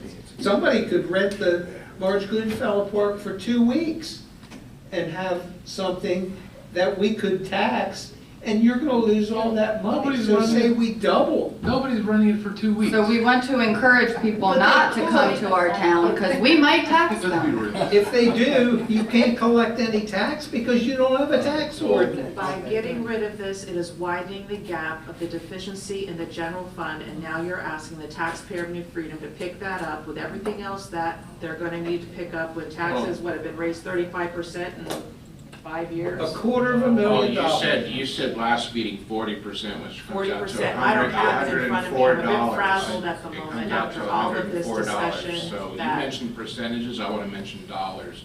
Percentages to me is deceptive, so it's $104 over the last few years. Thank you. Just because we haven't been sued on this ordinance doesn't mean we won't be. And my personal opinion is repealing it is better than expanding it to affect all of these people sitting in this room. And not only that, but the carnival, I'm just, because I'm aligned, but the carnival offers things to families that can't afford to go to Hershey Park, make that hour drive that kind of investment for kids where they say, hey, I can't bring my kid here to the carnival. Now you're gonna put more burden on them. I think The only burden added is to the taxpayer of New Freedom. That's what you're about to do. That's the only burden. Or I agree. Yes. I understand. Can I say something? And then also Andrew has his hand up. You're asking for community groups that don't always have enough volunteers to then try and figure out how to collect this tax. You're putting more undue process on them. Not if they're exempt. That's why the 7-day rationale is there in the ordinance. I understand that, and I'm not going to go against 2 solicitors with however many years of They municipal enforce, law. those 2 solicitors, not per se her, but they have enforced that ordinance that they wrote since 2013. No. They did not. The previous company, previous solicitors. Who did. they were with. Ms. Anderson and Mr. Tilley were with a stock and leader. They were with that company. Yes. So don't say that they did that. You want to say She that wasn't the there. company? I believe you came on when when they were already transitioned over after the transition. I'm not going against what two solicitors say. I'm not going to open us up to potential litigation on that. Our law firm wrote the ordinance I'm not disagreeing with you. and has said that it is completely legal up until last year. Okay. And now all of a sudden this flip. And the cases that were referenced, one was over a century old, the other ones were decades old. Only 2 of the 8 mentioned anything about an amusement. One was at the county level. We're a borough, completely different. The other one was whether Pittsburgh's amusement tax applied to compensation paid directly to professional hockey players, irrelevant to ours. There is nothing that has ruled against how we have our amusement tax set up. It is lawful, legal, and uniform. In your opinion? No, what court has said it's not? I'm gonna guess the train doesn't have the money to sue us. What court has You're not? What absolutely court has right. said We do not it is have the money to legal? sue you. And can I just say, we didn't want to sue the borough about this. It wasn't right in 2013, which, by the way, let me just say this. My name is Jody Anderson Leidy. I am Reed Anderson's daughter, very proud of it. I am a shareholder of Saxon and Stump, very proud of that as well. I am also a member of Southern York County. I live here. I represent lots of people in this room. I do a lot for the community, and I'm here because you were not going to personally attack my executive director last month. I was not going to put her through that. I'm not scared of you. You can personally attack me all you want, but I wasn't going to put Ashley through that, okay? Here's the thing.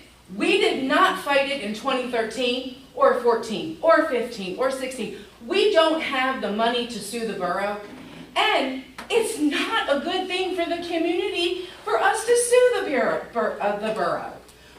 We went along to get along. We want to work with the borough. We want to support the borough. We want the borough to support us. Did anybody come to our 250th event a couple weeks ago? Yep. That was amazing. That was amazing. That's what we do for this community. So that's why we haven't fought that hard about this amusement tax, because we don't have the money to sue you. But it wasn't right then, and it's not right now. But it wasn't right for you to come to us and ask for us to give back the amusement tax. You knew that it was against the law for you to accept it. No, I didn't. That's not the kind of You're law an attorney. I don't know everything. I wish I did. But I do real estate and estate planning and administration. I came last year to ask for it because let me tell you, we're a nonprofit and we take that very seriously because we don't make a damn dime. But we are always in the hole. We are always in that hole. And $34,000 might not mean much to you, but it does mean a heck of a lot to us. The money that the gentleman in the beginning was talking about, yes, that was a grant that we got like 3 or 4 years ago. But every year, we are struggling and hustling to try to keep this train alive because it is a great asset in York County. And that's one of the reasons that we originally sat down with you because of COVID, when you said we are not going to be able to sustain this railroad, and we agreed to give you one time 50% of the tax back. And we and every appreciate year, and it was supposed to be a one-time deal, and every year somebody from the NCR came back and asking again for it. Absolutely. Knowing it was illegal. I didn't know it was illegal. It's not illegal for them to accept it. It was potentially illegal for us to give it. We don't have adequate representation with our solicitors, that they should have known it was illegal for us to give it and said, you can't do that. It was brought up and you It still was did brought up, I brought it up twice, that it's not legal. with a solicitor here, and I want to make it clear, I attacked nobody. Really? I have not. Really? What do you think, guys? Did she attack me? What Yes. I read was public information. That is public information that should have been disclosed. I said this is not emotional, this is not personal, it is nothing against you personally. I beg to differ, but that's okay. You don't like the train, I If understand that. anybody's being attacked, you're attacking me here. Well, I'm okay with that. Yeah, Well, yeah, you know, and. Our And here's the thing, facilitator sits when here and allows when other people come in and talk to you, do they have to disclose where they work and where they volunteer? I came as a volunteer. I did not come as an attorney. You work at the firm that our borough solicitors are employed. You are a shareholder. That is inappropriate and should have been disclosed. President Bobby. Especially. Okay, we have already taken a motion and 3 motions on that subject, and all of them failed, so let's... Hold on, Andrew, you want to go ahead? You had your hands up. We've heard, first of all, this needs to be brought under control. The meeting needs to be brought under control. And second of all the discussion has occurred. Everyone has had sufficient time to argue their case. It's time for someone to call the question and move on. Wait a minute, there may be other questions.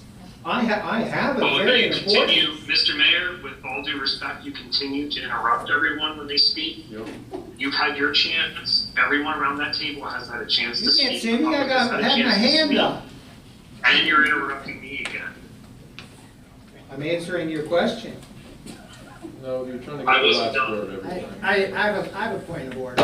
I'll make a point of order right now. In the mayor's own words, many of our residents have complained about the noise, smoke, and parking problems this causes.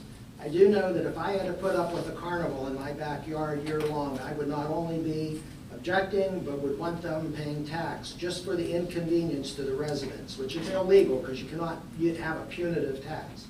Many residents have contacted me with complaints about the train, especially the steam train, and the noise and problems they have. Of course, most are on Front Street, but even 2nd and 3rd Street. I'm so happy the train moved to the old train station. I wasn't able to open my back doors and windows because of the noise. I couldn't even hear my TV. Any noise from the park travels up the bank, and I can literally hear a conversation taking place in the playground area. For us, it was a nightmare, and I sympathize with anyone on Front Street. I still don't feel it's too much to ask that the patrons give a little back to New Freedom for the obvious reasons. If there was a way to tax only the out-of-town customers, I would be in favor of that, but that's not allowed. Mr. Mayor, I think you should recuse yourself from any further discussion about this tax because you obviously don't like the train. I love the train. I have been on the train. My whole thing is about the amusement tax, and everybody's saying all these other nonprofits are gonna suffer. I don't believe it. I have a question for both solicitors.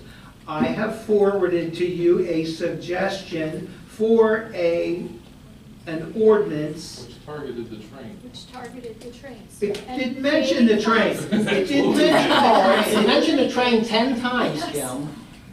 The ordinance. Can I see by a show of hands, how many people who are representing nonprofits thinks that this amusement tax will impact them? Thank you. I call for the vote. Thank you. Can I request a roll call vote, please? Absolutely. I'm going to start with Mr. Reisdorf. So what's the thing, what's the? Repeal.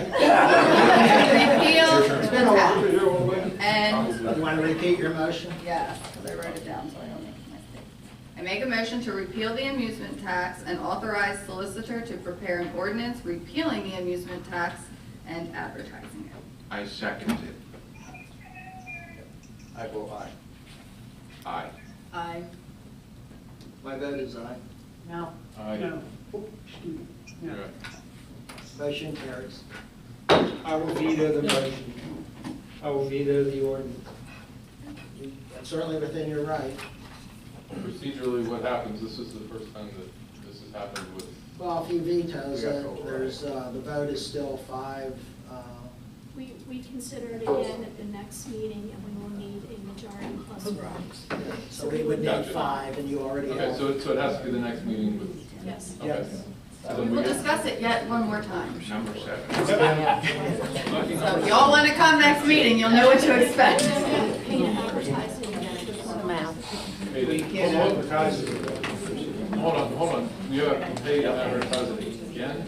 Well, we have to pay to advertise it. If you just Advertise the repeals. the ordinance, and then if he rejects it, we reject. I told you I'm rejected, so why would you? We have to, that's how it's done. How much are we gonna incur with the advertisement?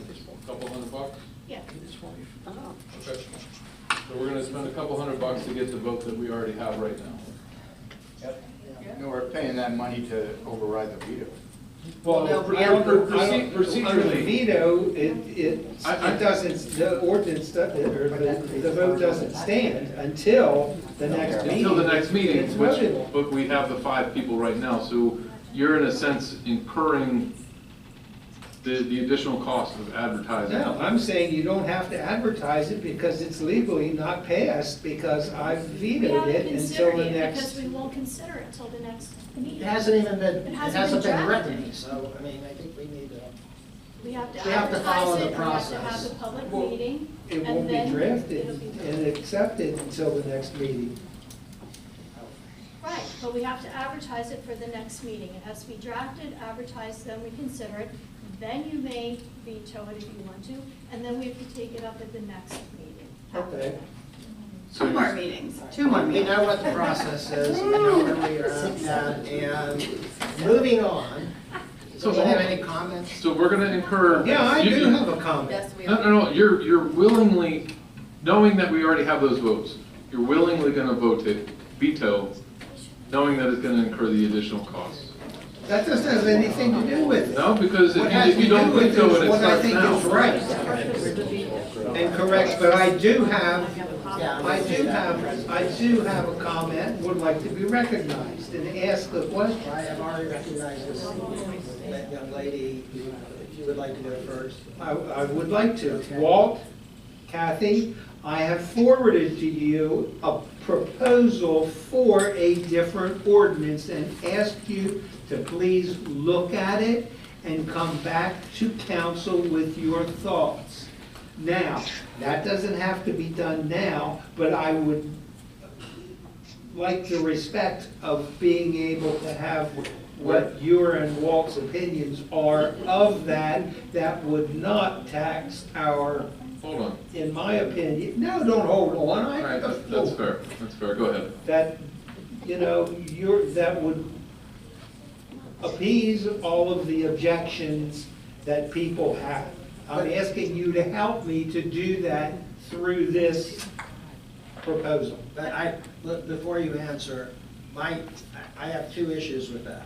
Number one, you're assuming that what you've put out here is going to not tax these people that all raised their hand, and that's not true. That's what, no, you're not an because what- attorney. That's what I'm asking them to do, to look at it and see what they think about changing the ordinance that would take away the 7 days and make it completely legal.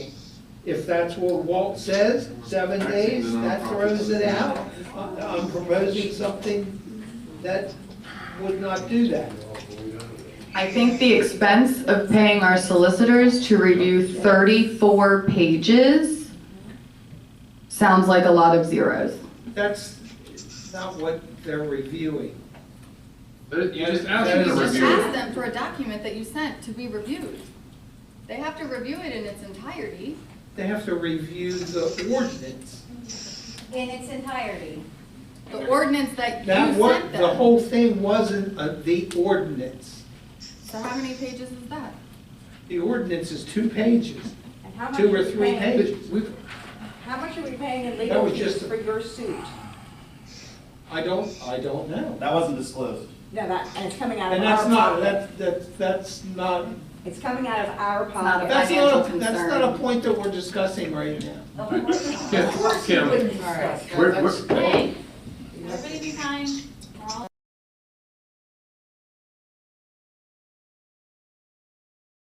incur with the advertisement, $200?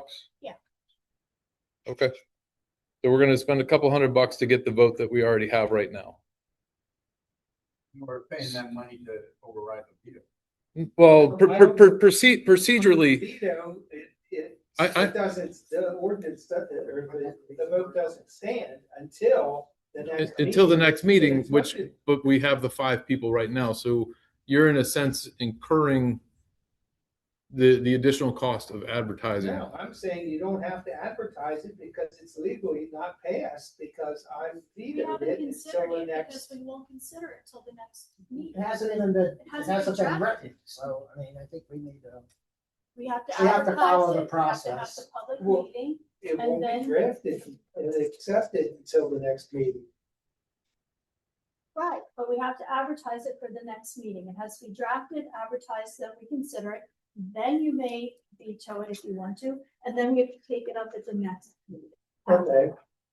So you're, We know what the process is, and we know where we are at, and moving on. Does So anyone hold have on. any comments? so we're gonna incur. Yeah, I you- do you- have a comment. No. You're willingly, knowing that we already have those votes, you're willingly gonna veto, knowing that it's gonna incur the additional costs. That doesn't have anything to do with it. No, because if you don't veto it, it starts now. Correct, but I do have, You have a comment? I do have a comment, would like to be recognized and ask a question. I have already recognized this young lady, but if you would like to go first. I would like to. Okay. Walt, Kathy, I have forwarded to you a proposal for a different ordinance and asked you to please look at it and come back to council with your thoughts. Now, that doesn't have to be done now, but I would like the respect of being able to have what your and Walt's opinions are of that would not tax our, Hold on. in my opinion, no, don't hold on. All right, that's fair. That's fair. Go ahead. That, that would appease all of the objections that people have. I'm asking you to help me to do that through this proposal. But before you answer, I have 2 issues with that. Number one, you're assuming that what you put out here is going to not tax these people that all raised their hand, and that's not true. That's what, no, you're not an attorney. That's what I'm asking them to do. To look at it and see what they think about changing the ordinance that would take away the 7 days and make it completely legal. If that's what Walt says, And we're 7 days. taxing the nonprofits of the community. I'm proposing something that would not do that. I think the expense of paying our solicitors to review 34 pages sounds like a lot of zeros. That's not what they're reviewing. You just asked them to review it. They have to review it in its entirety. They have to review the ordinance. In its entirety. The ordinance that you That sent what, them. the whole thing wasn't the ordinance. So how many pages is that? The ordinance is 2 pages, How much 2 or are we 3 paying? pages. We've, How much are we paying in That legal was fees just- for your suit? I don't know. That wasn't disclosed. Yeah, that's coming out And of that's our not, pocket. that's not, It's coming out of our pocket. that's not a point that we're discussing right all right. Kim, All right. where, Let's- hold on. Everybody be kind, we're all adults. I'm sorry. That's why I'm raising my hand, trying to. Go ahead. But Where- that was my where- question. Where did your document come from? A lot of research, Was legal research. was it yours? I'm asking because things looked like they were misnumbered. Where did it come from? It came from me and a lot of research and what I saw from other municipalities. And that needs, that 34 pages needs to be The reviewed. 34 pages is what a solicitor would require to look at. So again, you want In other them, words, it lists everything in there, the case law and everything else. Understood. If they want to look at. But you're asking them to review a document that we already have 5 votes to not even do. You're asking them to spend that time, effort, and money to review a document.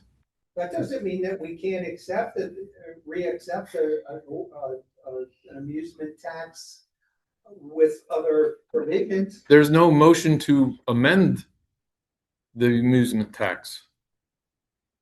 Everything right now is to get rid of it. But there's not. That doesn't mean that I So don't then- have the opportunity to request it.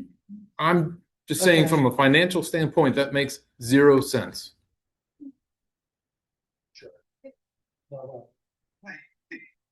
The solicitor works and serves the borough at the direction of the borough council.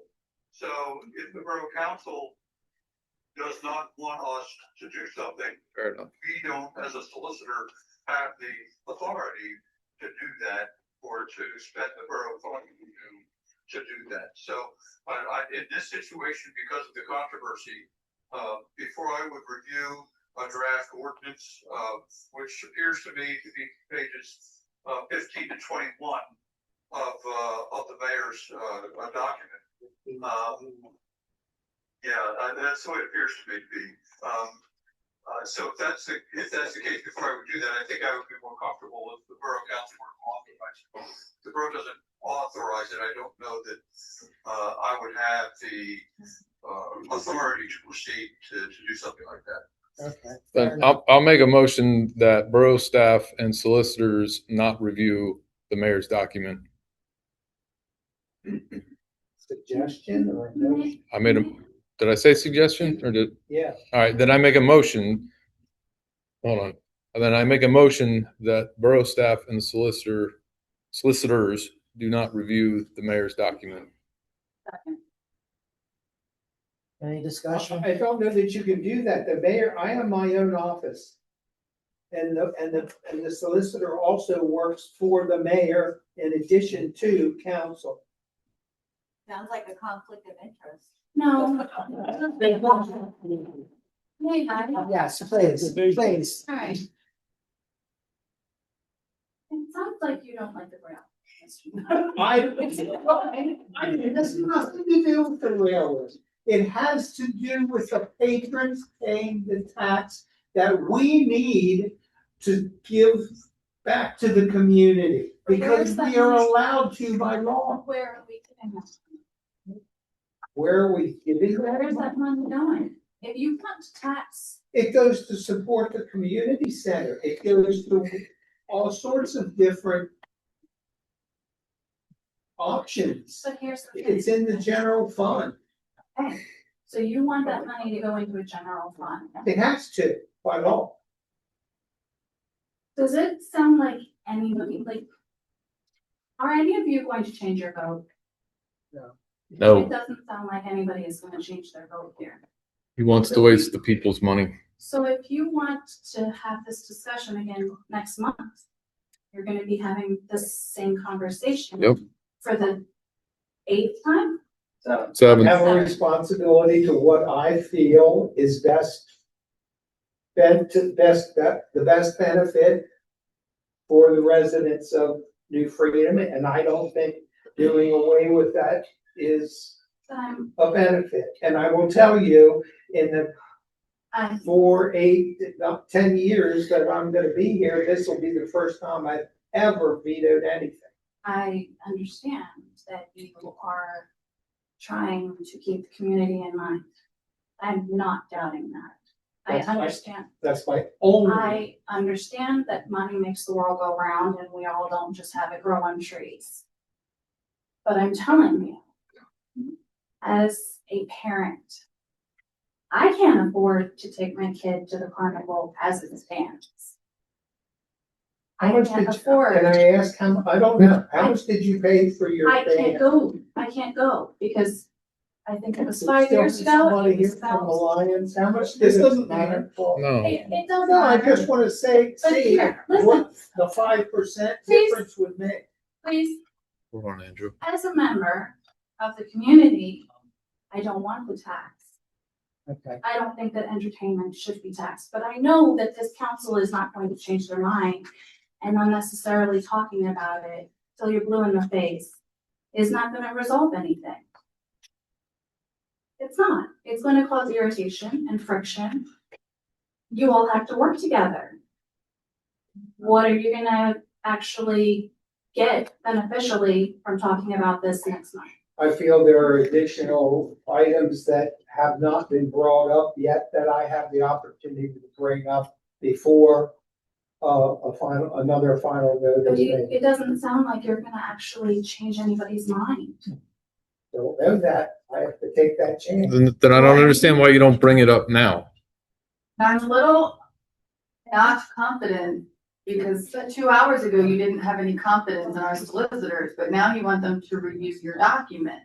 So what if they review it and then you want to hire an independent solicitor? So we have spent the money an additional time. I didn't say anything about hiring others.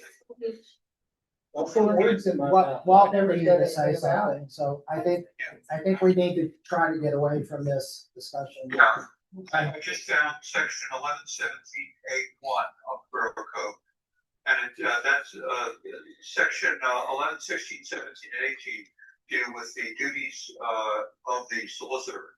And section 1117A1 says that the borough solicitor shall prepare or approve, if directed or requested to do so by council or the mayor, any bonds, obligations, contracts, leases, conveyances, ordinances, and assurances. So it looks like if the mayor is requesting it, section 1117A1 would direct that the solicitor would review the ordinance. So it would seem to me under that provision of the Borough Code, it would be appropriate to review that 6-page ordinance, 6-page ordinance that the mayor submitted.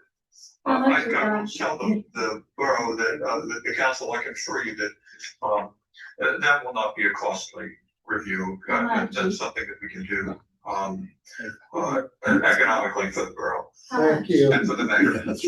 But how much is economically? Because I'm sorry, but I know how much a legal is cost. A lawyer is about $350 an hour. And I'm sorry, but as a citizen. And still, from a procedural standpoint, if the mayor wants it reviewed, it needs to be reviewed, so. I How think many that's what- pages, Ms. Meyer? Rescind your motions. He just I'm said. waiting to speak. Yes. He just said. No, he just said there are lists saying what to what. All It's going to tell you how much it costs to review the document till we actually, your question is irrelevant. It is gonna cost the borough to have it reviewed, but they are not gonna commit to an amount over the phone talking to you. Right. Yeah. It's gonna take probably a couple hours, and it's probably gonna cost. And it may be $600 to something that. $700. I will tell you what, I will, in order to try to make this fair to you folks, I will commit to reviewing it, and submitting an opinion, to you folks, but I will bill 1 hour regardless of the amount of time it takes. Well, bill less if it doesn't take that long, but if it takes longer than that, I won't exceed an hour of billing time. Thank you all. Our community appreciates us. Andrew had his hand up. Thank you all. Nothing at this point. All right, then are we done with that? No. Yes, I need to. Analysis so that you know what your legal obligations and your legal rights are. I'm not trying to take this, nor is Kathy trying to take a side on any of this. We're simply trying to give you legal advice that we can, so that you can make informed decisions about what you feel is in the best interest of the borough. We are not elected officials. We are not representatives of the borough at all. So we have no right to express an opinion on the appropriateness of an ordinance. We can only tell you its legality. And I appreciate that, Walt, and you always do. Thank you. I rescind my second. All right, yeah, I was gonna say, after hearing about council and the mayor in rescinding my motion. All right, moving on, new business. Consider Andrew, did you have something? I saw your hand up. He said not now. I think Okay. it's Consider passed. authorizing advertisement of an ordinance amending chapter 183 solid waste and recycling.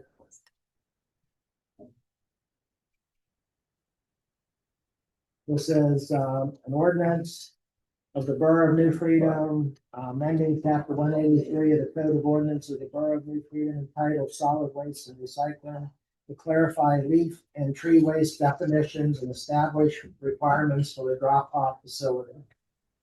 I would entertain a motion. I make a motion to authorize advertisement of an ordinance amending chapter 183 solid waste.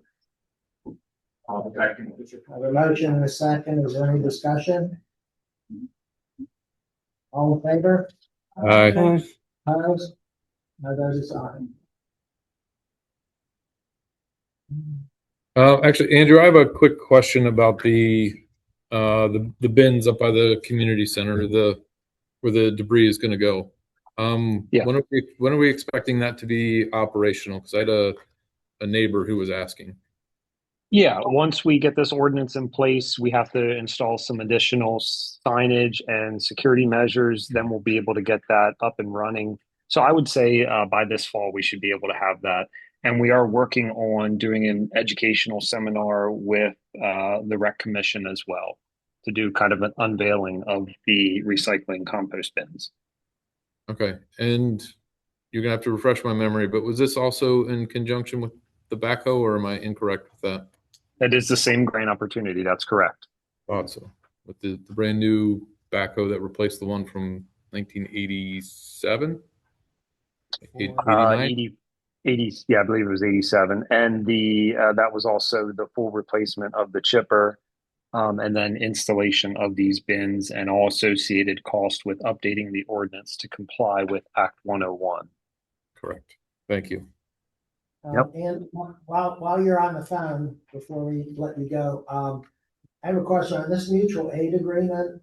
Did we determine that there's not we're not putting ourselves on any kind of liability issue, that it's just if we're available, correct?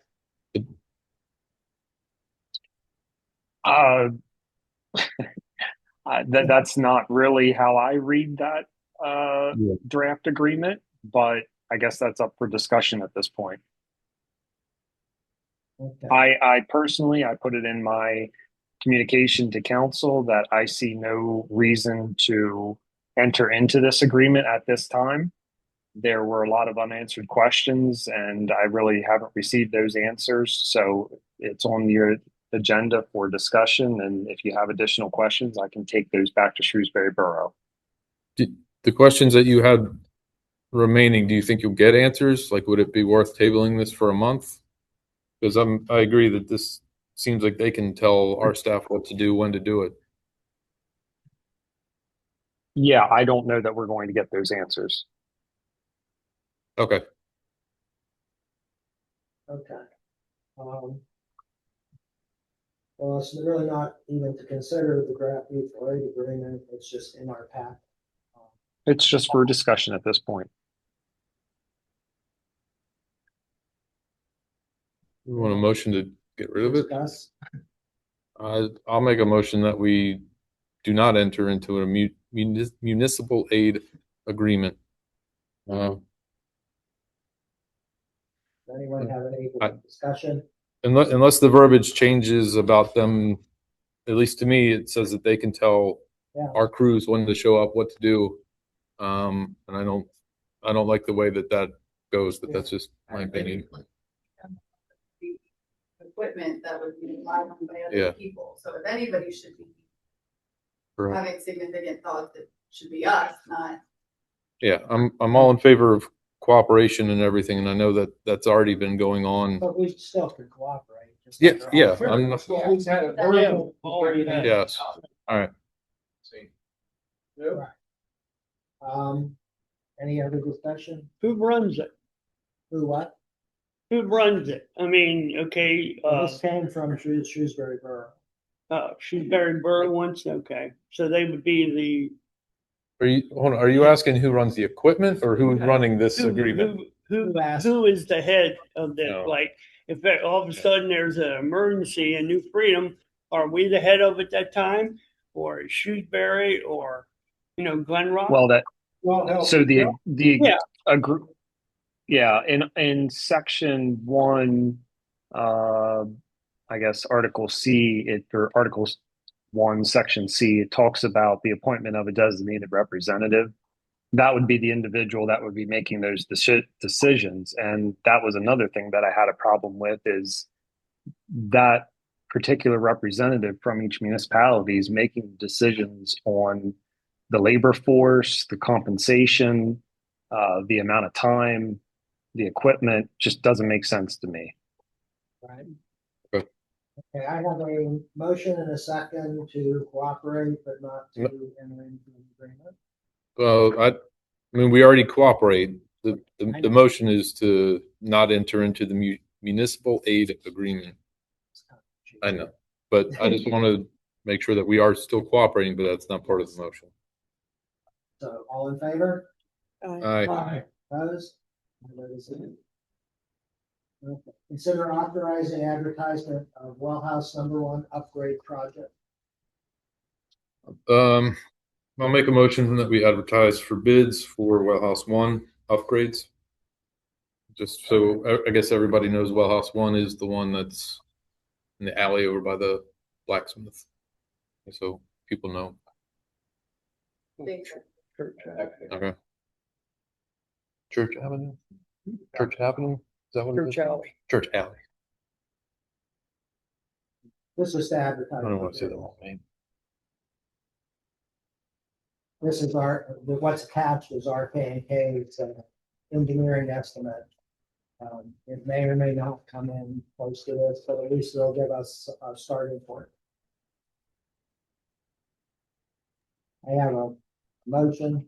Second. Oh, I'm sorry. Any other discussion? All in favor? Aye. Opposed? The vote is aye.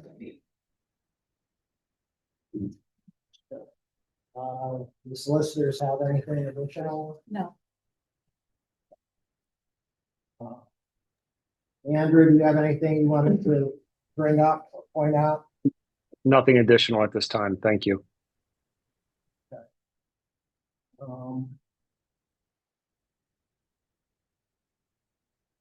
Okay. Under President's report, I actually meant to do this earlier, but I'm just going to read this. Council is under oath to support and obey the PA Constitution. No matter when the borough discovers an ordinance is unconstitutional, we are under legal obligation to immediately cease and desist enforcement of that ordinance. This was an administrative act to stop an unlawful collection. Council ratification is not legally required to make the act invalid.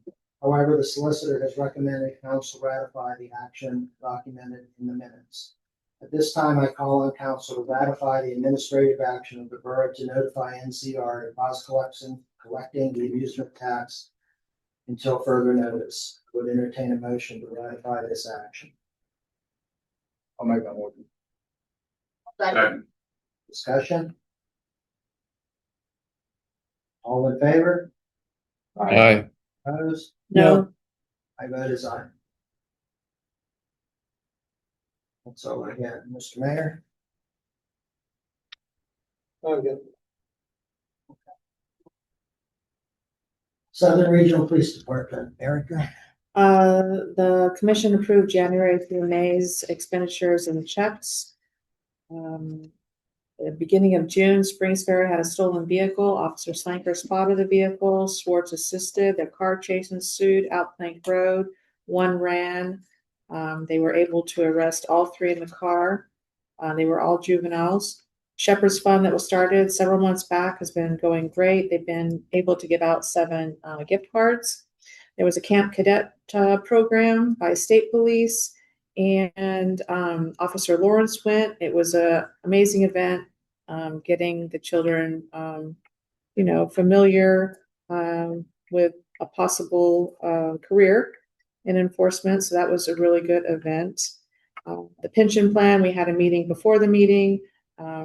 There was representation there. It's doing well, nearly a 7% gain. York Regional was experiencing homelessness of individuals when Spring Garden removed people from a park there, and they had seen an influx. So they sent a letter to our county commissioners to become involved, look for ways to assist when that happens, and possibly even have funding for boroughs or municipalities that go through this. So we were asked to sign a letter in support to be able to send that to the commissioners to assist when the influx happens. We received that. I sent it to Andrew. And we had an executive session of personnel. I think it was included in the electronic packet. Yes. Yeah, that information was in the electronic packet. Right. Yep, that's the report. Is it what is it's so it's a program and it helps to get some of the unhoused individuals It's not a into? program. It's York Regional started a letter to address the homelessness because when they are pushed out of an area they're in, they scatter into municipalities. So they're looking for our commissioners to come up with something to assist municipalities up and into helping with funding. I think there really needs to be a triage kind of a program. I mean, some people want help, some people don't. Yeah, it's I think there has to be any some number of kind of reasons. triage program that says this person doesn't want to be homeless. Yeah. We could maybe. Yeah, I hope that anybody that's either wants it or is willing to listen gets help, because there's any number of reasons why people are out. We have families who have homeless kids in the school district. Southern Schools has 30 to 40 here alone. So I make a motion for Andrew to address the letter in response to this. There was an outline in that email to send it with new support. Any discussion? All in favor? Aye. Opposed? The vote is aye.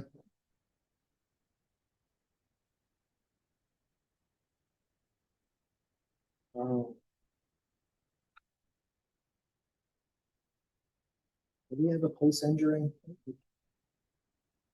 There's another. There was a rally last night on Greater. Was that the ring doorbell? I forget which officer, but he was removing a tree, helping remove a tree out of a roadway and pulled something in his arm, so he's on light duty. I thought it was interesting that the pension fund that they switched to, which quite frankly, I was skeptical at first, but it's actually outperforming PMR. By a wide margin. Yeah, by a good couple percent. So, yeah, it was a really good choice, and they might actually even be able to have COLA increases for retired officers. So I think it's a really good thing. Where did you land on? Wasn't there discussion a couple of meetings ago about like a half a year audit due to? I think that went away, right? Oh, it went away. Yeah, we asked if there were any. All the money's been returned.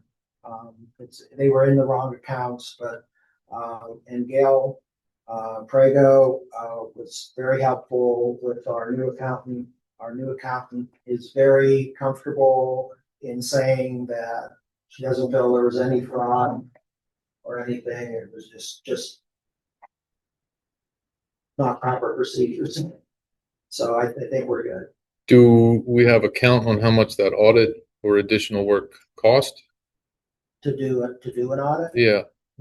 I don't think it's necessary. Not with moving you mean forward with the extra time? yes. I'm not sure. I didn't. Can we get that total, please? And is there a corrective action to make sure that these things don't happen?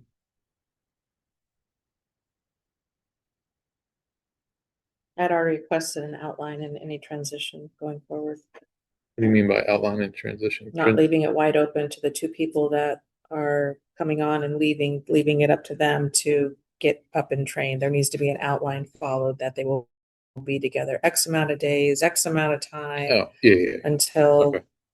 And there should be, it'd be nice if there was some kind of accounting SOP too. Correct. That's what I'm trying to get at with a Yeah, corrective action. bring that up. But I would like to know how much has been incurred by the police department for those activities and getting that straightened out.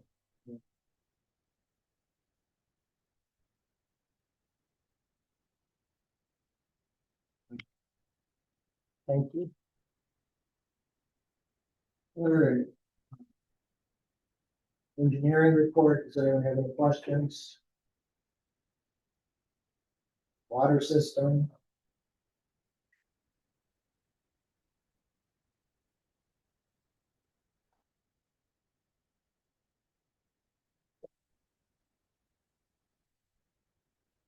Any code enforcement?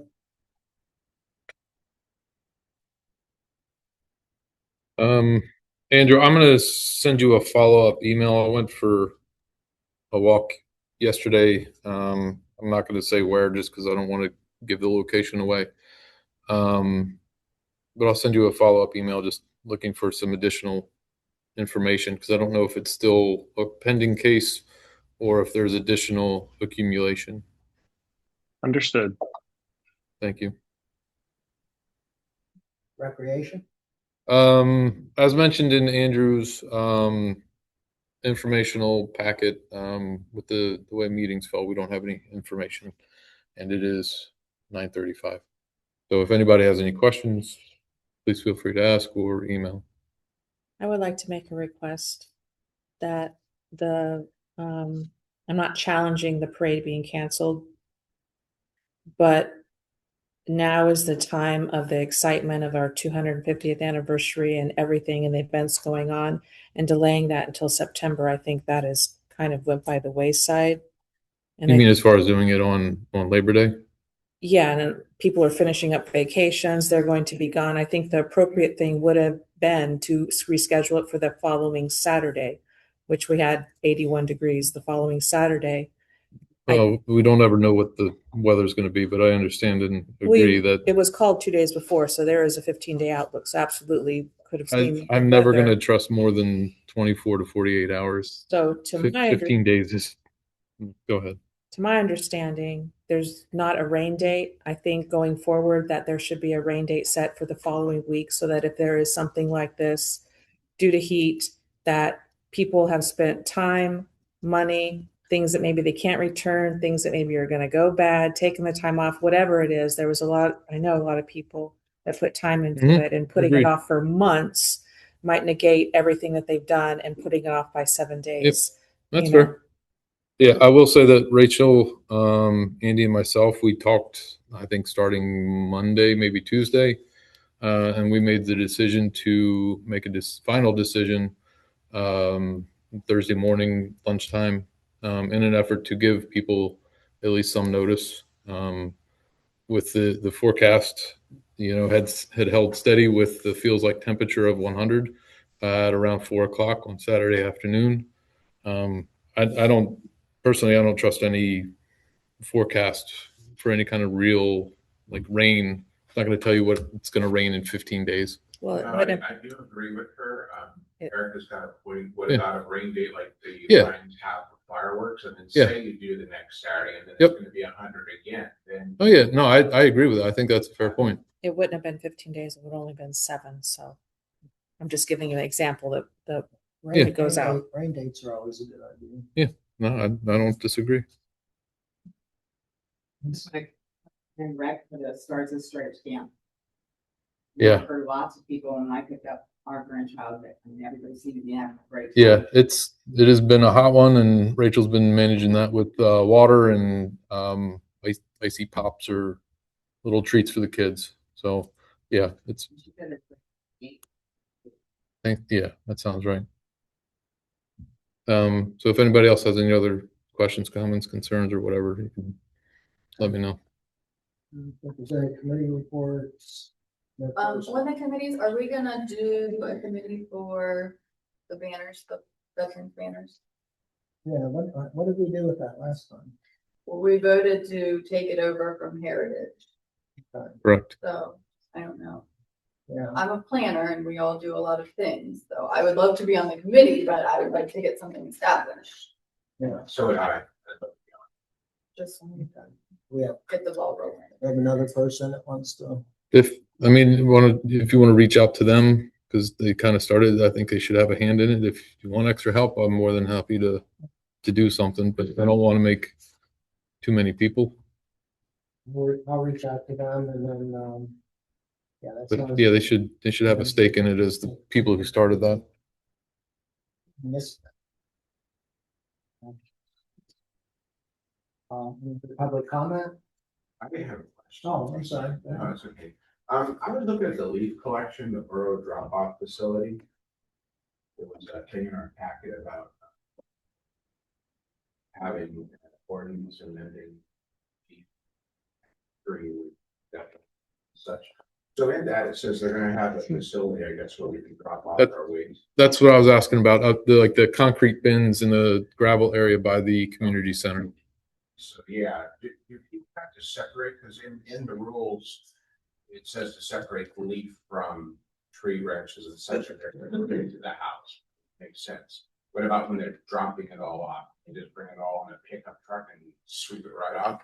Andrew, did you hear all that? Yeah, no, it needs to be separated to be placed in the bins. Okay. I think that should be stated somewhere. He was talking about It additional is. something. Yeah. We're not at that point yet, but we understand that there needs to be additional signage. But that was the point, to get in these regulations, get the ordinance done, and then do final items on the installation.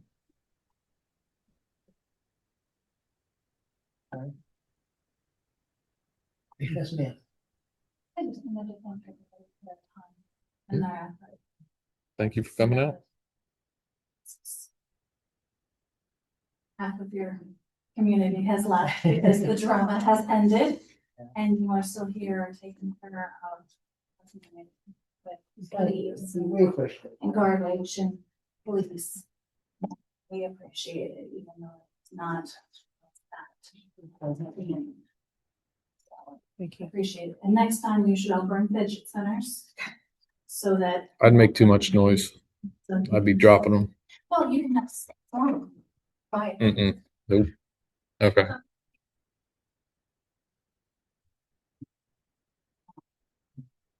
Thank you all. Appreciate it. Anything else?